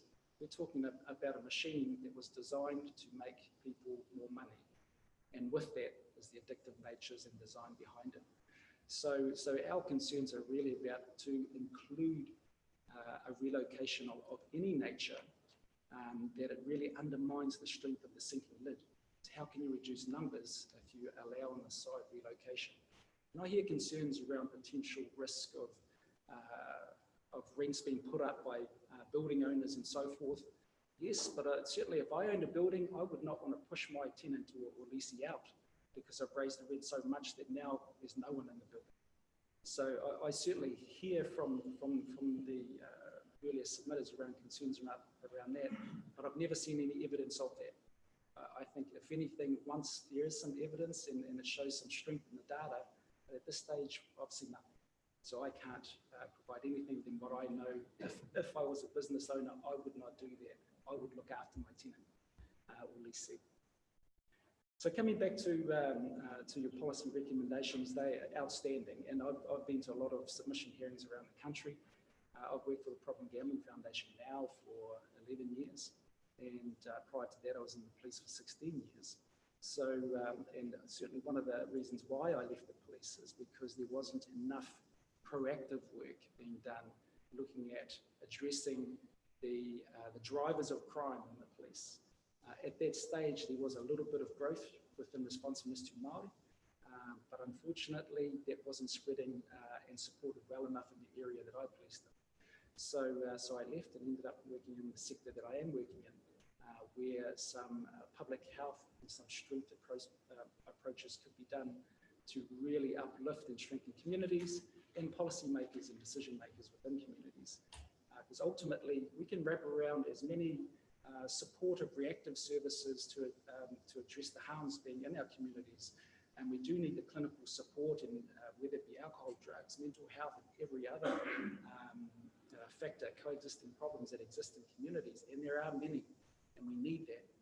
But ultimately, I guess from a central government, and their approach is around how to increase the public health. How do we ensure that more approach and support is given in the public health space? Because if you can manage that and get earlier interventions by way of strengthening communities, that's where the real goal is. And for this I guess the policy options and the preferred options that this council have made are definitely outstanding. And I have to take my hat off to everyone for reaching those conclusions for consultation. So in relation to the sinking lid, yes, definitely. It's working. It's a slow process, as you'll know, that albeit within a local government perspective, it's at a venue level anyway, that if an operator leaves one reason or another, that the gambling license still sits active for 6 months. And if a new venue operator comes in and then there's some concerns, well, is it our job as local government or is it DIA? But certainly there are other options available by way of other legislation, such as the Salins 5 Alcohol Act. As you well know, this is a very strong council, and you hear what the communities have said. Certainly by the sheer volume of submissions and the weight of the ones that supported your policy options is an indication your community want what's best for the well-being of your community. I think one of the things that we really hear about, certainly from the industry, and even the recipients of gambling funding, is the harm in our communities. Let's not kid ourselves.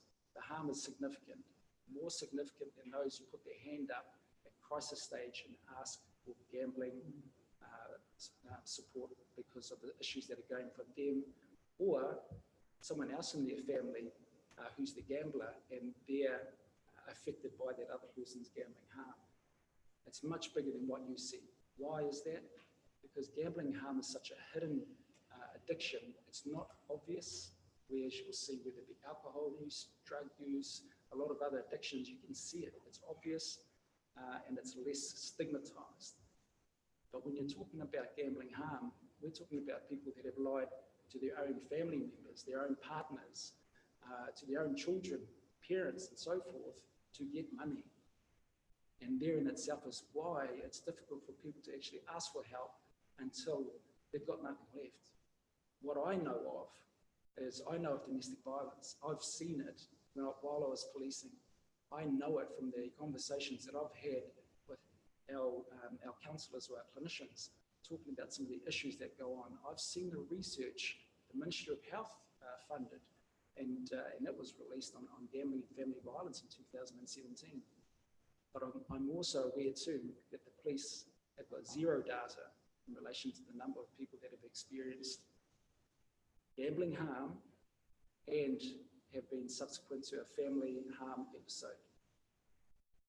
And that's a concern, a significant concern. But these are one of many systems areas, or however you want to look at it. We have to stand up and do what we can with the powers that we have. And as community members, we have to as a collective. We're not trying to get rid of businesses. We're trying to make people accountable to legislation. We're trying to encourage councils to stand up for the well-being of their communities, because no one wants to look back in 10 years and say, I made some bad decisions with the policy that I'd made, or I'd supported a decision that I didn't really have the strength to have that quiet word with my co-council member. We have to stand up and do what's right for our community, because there's one thing that people will remember. It's not that you were on the council, but it's what you did in the council for your community. And that is a legacy that I encourage all of you to stand by, and you will always be supported in this council. Ko reira ia koutou, kia pia. Thank you. Can we ask you a couple of questions, particularly in relation to the Gisborne district? One of the things you mentioned was that obviously we don't want gambling facilities in our residential areas. Well, to the best of my knowledge, apart from one premise out of the city, there are no gambling facilities in our residential areas. Are you aware of that? No. They're all in CBD in a designated area. But the second item, and it might not be fairly directed at you, but since you're here on behalf of the Problem Gambling Foundation, what is the Problem Gambling Foundation at a national level doing to provide Tairāwhiti with services that are currently seemingly not available locally right now? And we've heard from other submitters this morning that there's something like 20 million available to provide services. So can you give us any light on that issue, please? Certainly our organisation, we're not a national organisation, we're just, I guess, a large organisation that have staff remotely spread throughout the country. So, but certainly in relation to the support for Te Tairāwhiti, we had some quiet conversations with various stakeholders around how to provide some support to each in relation to, again, going back to the ministry and seeking yes, a contract to cover this area. So, and we will continue to provide and have conversations around some support and what that could look like. I have I guess, more of a vested interest because I have whānau that live here, and I also have a close relationship with Liz and the team that work at Te Aratika. And certainly our organisation was involved very early in the days when Te Aratika was being set up. So, you know, our concern really is to make sure that support is afforded where it needs to be. And certainly the Ministry of Health are very mindful of that. And they're doing some work in some spaces where to really address areas where there are more people at risk or there is more evidence that there's more gambling harm, and in particular for Māori and Pacifica communities. So, and we'll provide support wherever we can, how we can, with whomever we can to get services in place. Thank you. Thank you, Councillor Borrohanger. Thank you, Councillor Seymour. I acknowledge you made a statement previously about the PGF group wanting to minimise, not eradicate gambling, but wanting to minimise gambling in the communities, and that it was your guys' view and it's supported in your documents about relocation from residential areas into city centre areas. Councillor Seymour has indicated that the majority of ours are in the city centre area. Yep. In light of what you had said, you also had stated too, and correct me if I'm wrong, that the high density of machines in one area can also cause issues. I wanted to know what those issues were. Could you expand on those issues in regards to the concerns, but then also, are you aware of any solutions in regards to high density of machines in one area? Yeah, I think there's a couple of things in there. Some of the concerns that we have around density is that accessibility and what it means for community members. Being able to access gambling from one venue and then move to another.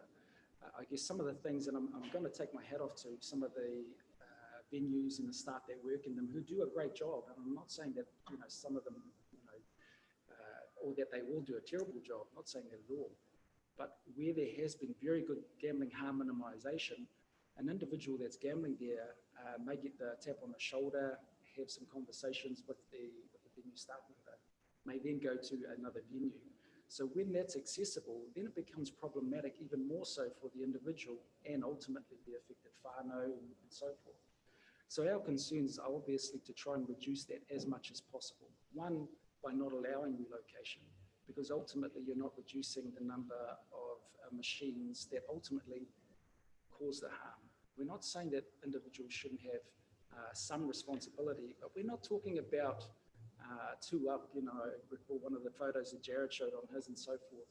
The types of gambling that occurred historically are nowhere near as harmful what occurs in relation to gambling harm now.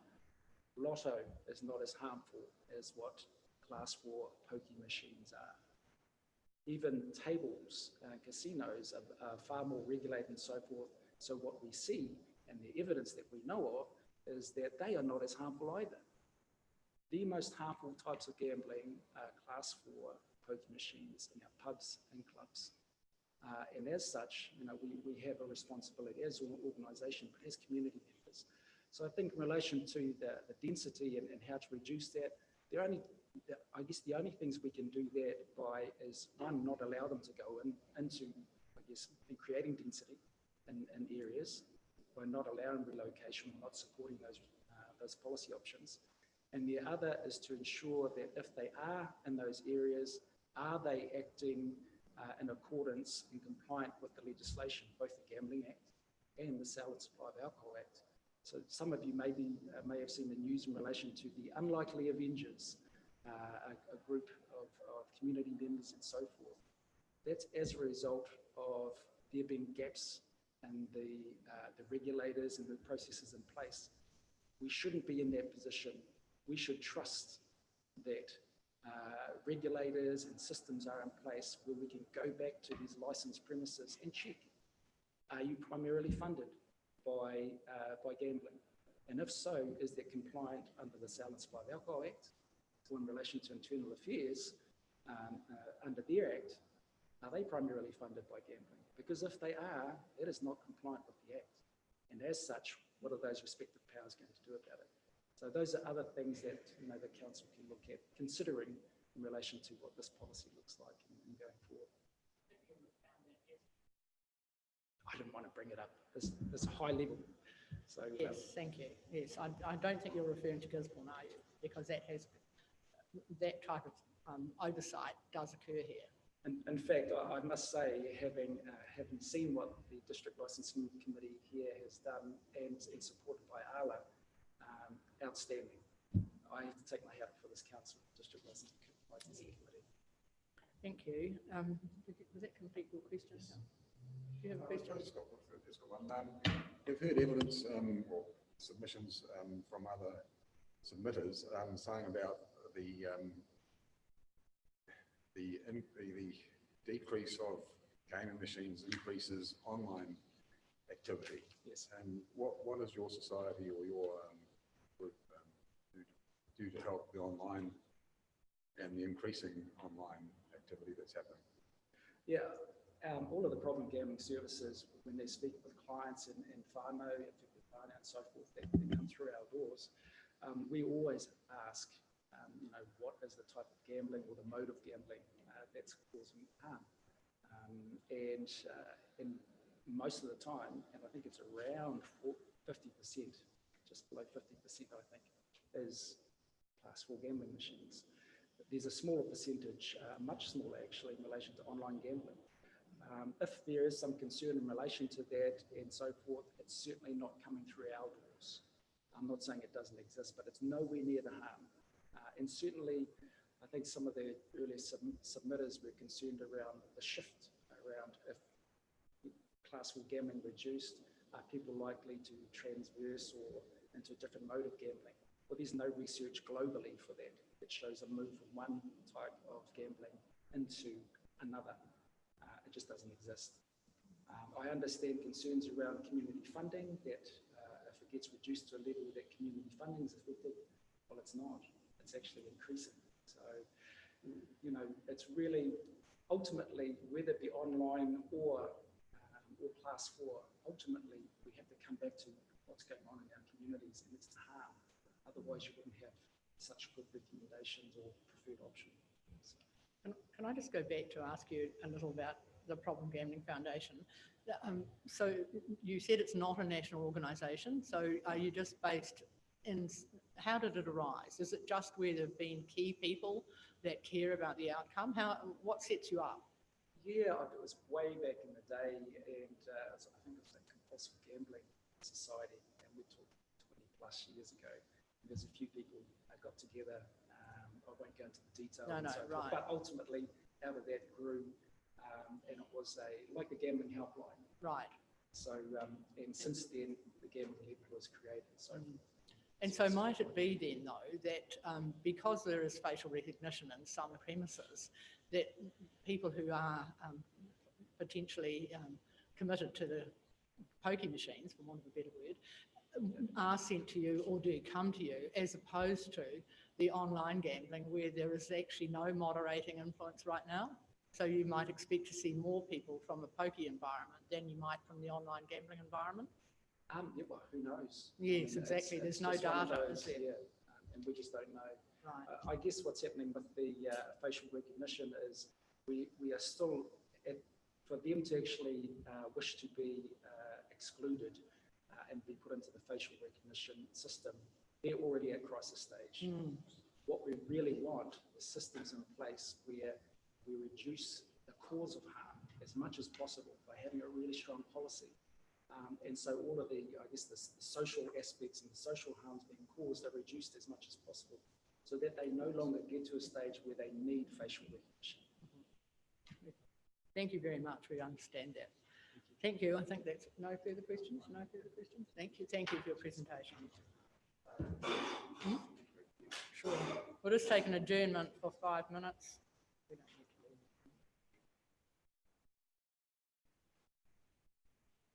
to leave. And then do we have Mr. Mike Nell and Tanya Pages in the room? Thank you. So you'll be next as soon as Councillor Foster returns.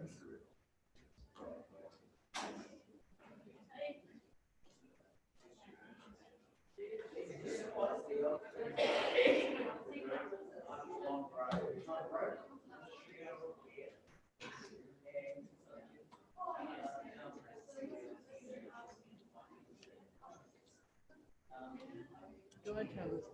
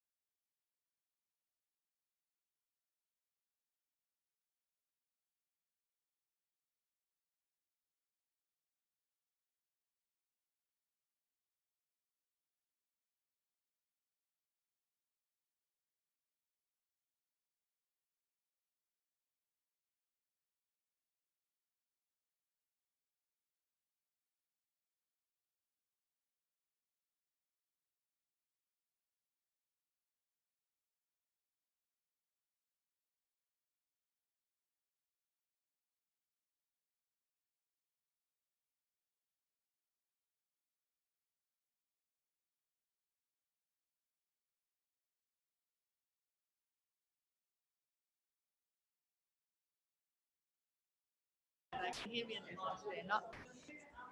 Thank you, ladies and gentlemen. We will reconvene. We're at page 117 of the pink covered agenda, and welcome on behalf of NZCT. Thank you both for being here. And over to you. Good morning, and thank you, Kia ora. It's great to be here. I thought it important representing CT with our significant investment up here, and I support my colleague today. And just to update, I will be meeting with the Ministry of Health Thursday next week, the Director of Gaming Services. So I take that and hopefully look forward to some good questions during question time. We have a brief slide which Tony will read through, and I'll pick up on one of those slides. Thank you. And over for questions. Yep. Thank you. Yes, so good morning, everybody. Thanks for the opportunity to come and talk to you today. I'm just going to highlight a few of the main points from our written submission, which hopefully you've all had a chance to have a look at. Just a little bit about NZCT. We are the biggest gaming trust in New Zealand, and we have 5 of the 7 non-club Class 4 venues in Gisborne, so we have the biggest presence here. Thank you. So our position today on your policy is that we'd like you to consider moving to a cap on gaming machines and venues rather than maintaining the sinking lid that you currently have.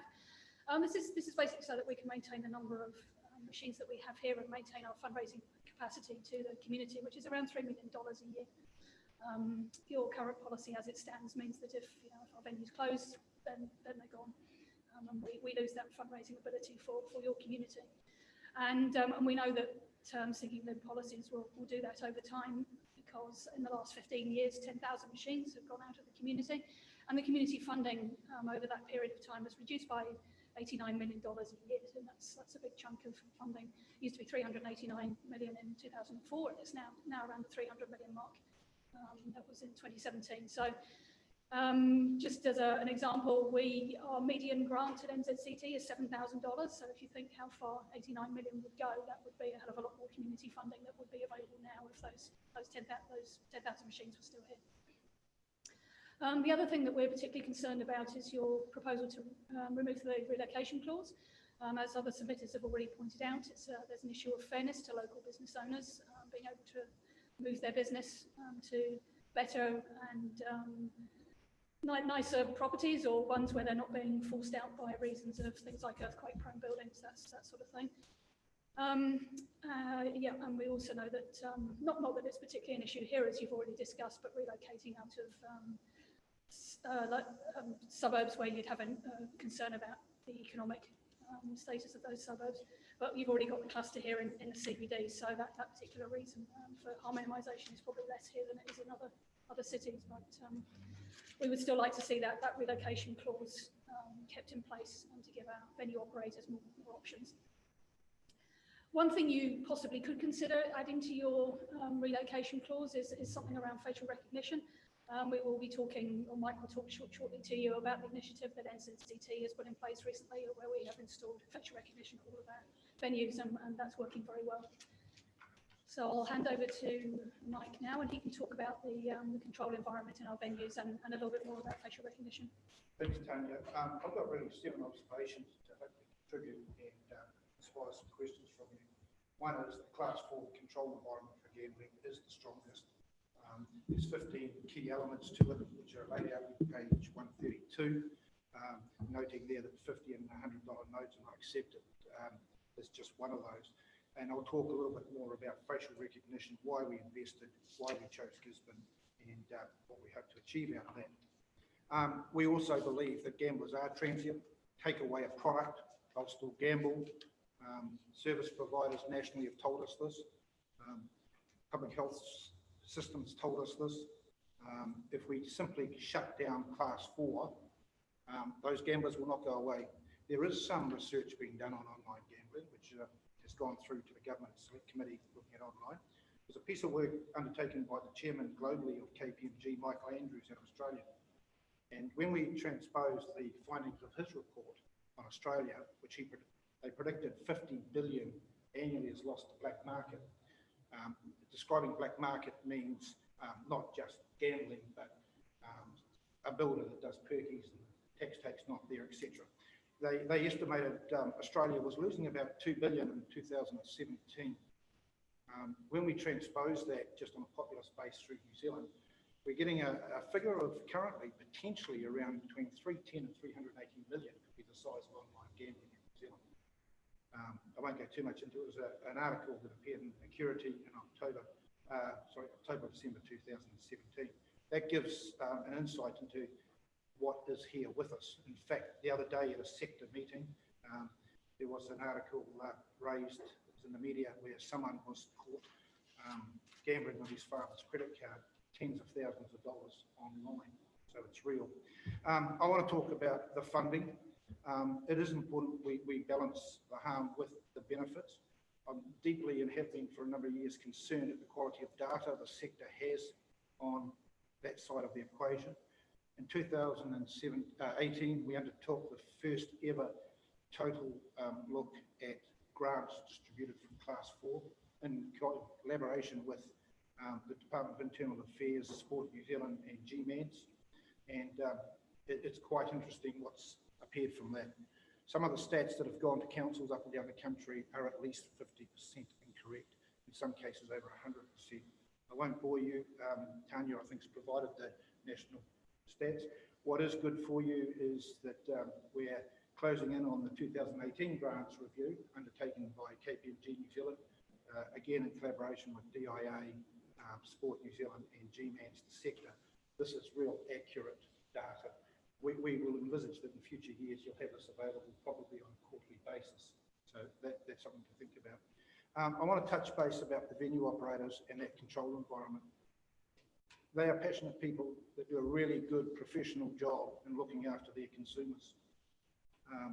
We introduced and we thought of the concept of facial recognition in Gisborne, because we were the largest player. We believe in its technology. The first attempt at facial recognition, and Uru will remember in Hamilton seeing that trial, was back at the Flavelball stages. It wasn't supported by Internal Affairs at the time. Internal Affairs are sort of supporting the project at the moment. It's expensive technology. It is working. In our trial to date in Gisborne, there's 1.1 facial images were captured from the cameras at the venues. 108 exclusions were in place out of those 6 venues. Let's touch base on that for a minute. 108 exclusions, and a publican or his staff is expected to pick up a photo of them at 1 o'clock in the morning and identify someone through a photo album. This technology far exceeds anything we've seen before. Unfortunately, the quality of those photos is another subject which we'll be talking with Ministry of Health about, because we want to see this nationalise the database and the technology supported financially through our levy. What's been good is that 6 excluded individuals were correctly detected, and since we've had this trial going. 4 of those individuals were detected in multiple venues, i.e. they transient from one where they're told, I'm sorry, you can't stay here, to another, and eventually we hope weren't pushing themselves in harm's way. The exciting news is that there's been no further detection in the last 4 weeks. Now that tells us, initially at least, that the system is working and that these people realise they can no longer just come in and continue to gamble when they've been excluded. I speak about the service providers. It is disgraceful that you do not have a service provider here. The technology in facial recognition, as Jared True indicated, can send a message to the service provider, and yeah, I'll leave the rest of that for your questions. What really concerns us if the funding model is reduced or restricted is the impact it's going to have on Gisborne, and particularly in those low poor areas, about kids participating in sport on an equal basis. We can go back, and I can tell you in the 70s that participation was dictated by the parents' ability to fund you into that sport. Class 4 has provided an amazing infrastructure and basis where equal opportunity to participate has allowed, regardless of ethnicity or wealth, participation, and we should celebrate that. If we simply cut down that funding, I have a fear that some of those most harmful people and kids will not be able to participate. And I listened to the Ministry of Health medical officer. The health benefits of sport, I don't need to go further with. So that's our concern. What's also of interest to you probably is that we've seen a huge increase in the number of schools applying for funding. In some months, we're seeing up to 26% of grant applications coming from schools for essential funding like vans to get kids to schools, to sungcloths, shades, and to participate in sport. Gisborne is unique in New Zealand in sport. Unfortunately, it's the furthest place to get to. The travel is high, it's an expensive cost. And Class 4 plays a significant part in reducing that. Just finally, my seventh point I just wanted to raise is the notion of anti-money laundering. GMAN's recently conducted an independent review, and the Department of Internal Affairs confirmed it at our meeting on Monday this week that money laundering in Class 4 pokies in pubs is very, very low risk. And that's simply, again, because of the number of controls that are in place, the EMS data that can tell and identify patterns of cancelled credits, etc., etc. So again, my point is just you've got a great, strong control environment. Tanya mentioned it. Relocations are essential. Your publicans play an important part in your economy. If they have earthquake buildings, if they have terrible landlords, etc., and they can relocate, then your economy will benefit from it. So, Tanya, you've got one last slide. Yes, one last slide. So just to give you some numbers, this is from the KPMG data that Mike mentioned that was gathered in 2017 by them. So the total funds returned to Gisborne that year were just over $3.1 million. That was through 193 grants, and there are 119 organisations receiving those grants. So that's 119 sports clubs, community groups, schools, and so on that have received that money. And we'd also like to point out that the largest recipient of money that year was in fact this council through two different grants that amounted to almost $500,000. And it's being spent on that redeveloped Lawson Field Theatre out there. that's right, and that was $400,000 that NZCT contributed to that. So we're very happy to see that actually happening. So yes, that just gives you some figures on the kind of money that's coming back and that we'd like you to consider as that will be lost if the policy that you are proposing currently goes ahead. That will gradually erode over time. There's no doubt about that. And Tanya's point there, it should be underpinned too. Let's not lose sight of the infrastructure that council is responsible for. Playing fields that need maintenance, upgrades. Simply take this funding pool away and there's no answer other than increase your rates. I think Gisborne tried 16% because they didn't want gambling money. So there's two sides to the coin, and we'll leave it over to your judgment to hopefully get a good balance. So just quickly, just a quick summary. Your community is dependent on gaming trust funding. That $3 million a year is not going to be easily replaced by anything else. As has already been pointing out, just to put some numbers into perspective, that only 0.2% of the adult population that we know about are affected by problem gambling. And that, as Mike has mentioned, Class 4 gaming funding facilitates an equal opportunity for people to participate in sport and in other community activities through the funding that we return. So we are now happy to answer any questions you have for us. Thank you. Thank you. Councillor Forahinga. Thank you. Just in regards to the population that's been affected, we've received three different percentages today. 0.6% from GMANS, 0.4% from the Racing Board, and now 0.2% from NZCT. Which one is the correct one? The 0.2% is from the latest national gambling study, which has been a longitudinal study that's been going on for a number of years. And that is their latest figures that were published from the 2014 tranche of work that they did. So as far as we're aware, that is the latest and most current figure from a reliable source. So that's why we use that 0.2%. One thing's for sure, it's definitely below 1%. And they are different time periods, different waves of study that come up with different measures. Yeah, those figures will come from slightly different studies that have been done over the time, but it's always hovered around that 0.5% mark. Okay, thank you.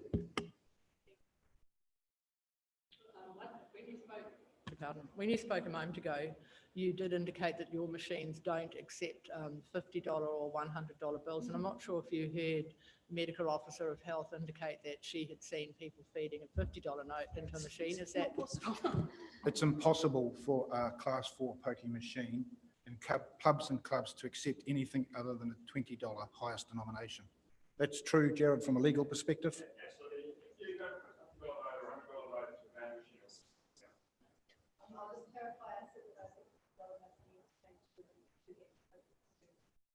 Thank you. Thanks. It's good to get that clarified because it's important. Thank you very much for that. You've spoken quite a bit about the benefits to the district, and we understand what you're saying, and that's a large quantum of money, and all of the things that you described. You have also been here this morning and heard a section of the community express real concern about the harm it does create. So in the role that you have, which is obviously overarching, can you talk to us a little bit more about what NZCT is doing about harm minimisation? Yeah, absolutely.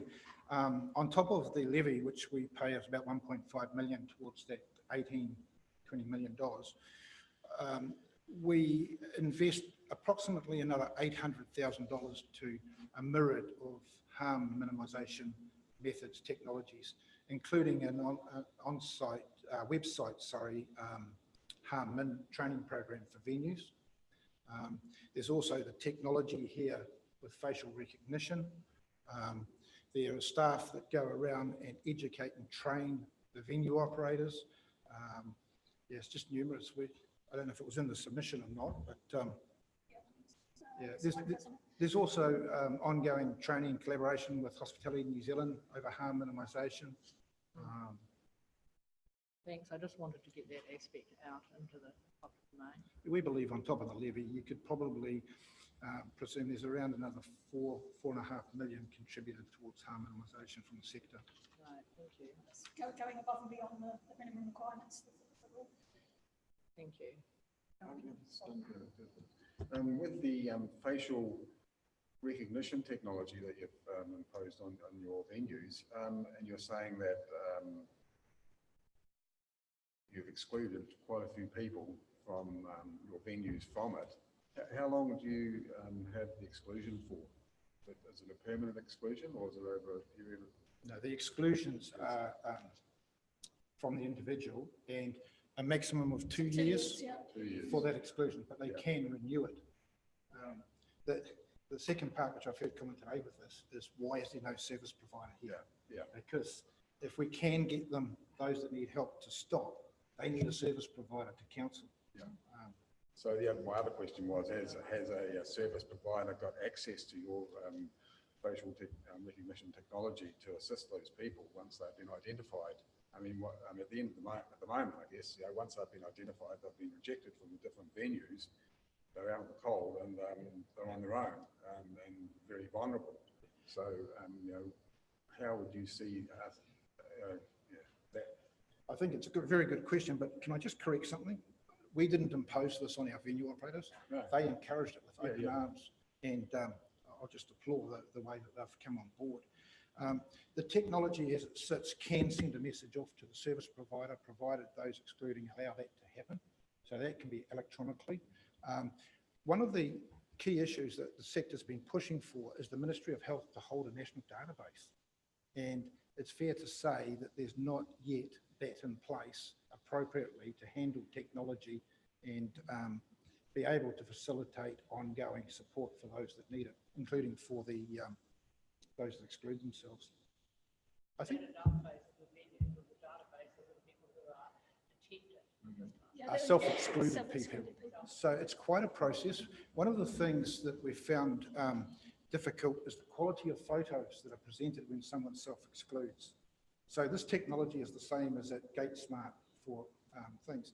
And if you get good quality photos, and we will be pushing Ministry of Health this week to get an app to help these people get that quality in place. Finally, on that question though, and I was with Paula Snowden, the Chief Executive of Problem Gambling the other day. She spoke to the sector meeting and she correctly identified that we need to do more back in the education stage of simple budgeting and financial help. And that's probably somewhere where we should be shifting the ship to look at it at that stage, preventing it before it happens. It's not cheap, but we will keep it here. Thank you very much. Thank you. Thank you. Much appreciated your attendance.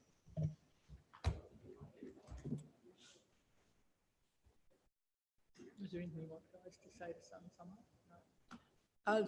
I'd just like to sum up, ladies and gentlemen. So the process from here is that we have heard those who came to present orally today. We have the written submissions from all those who presented.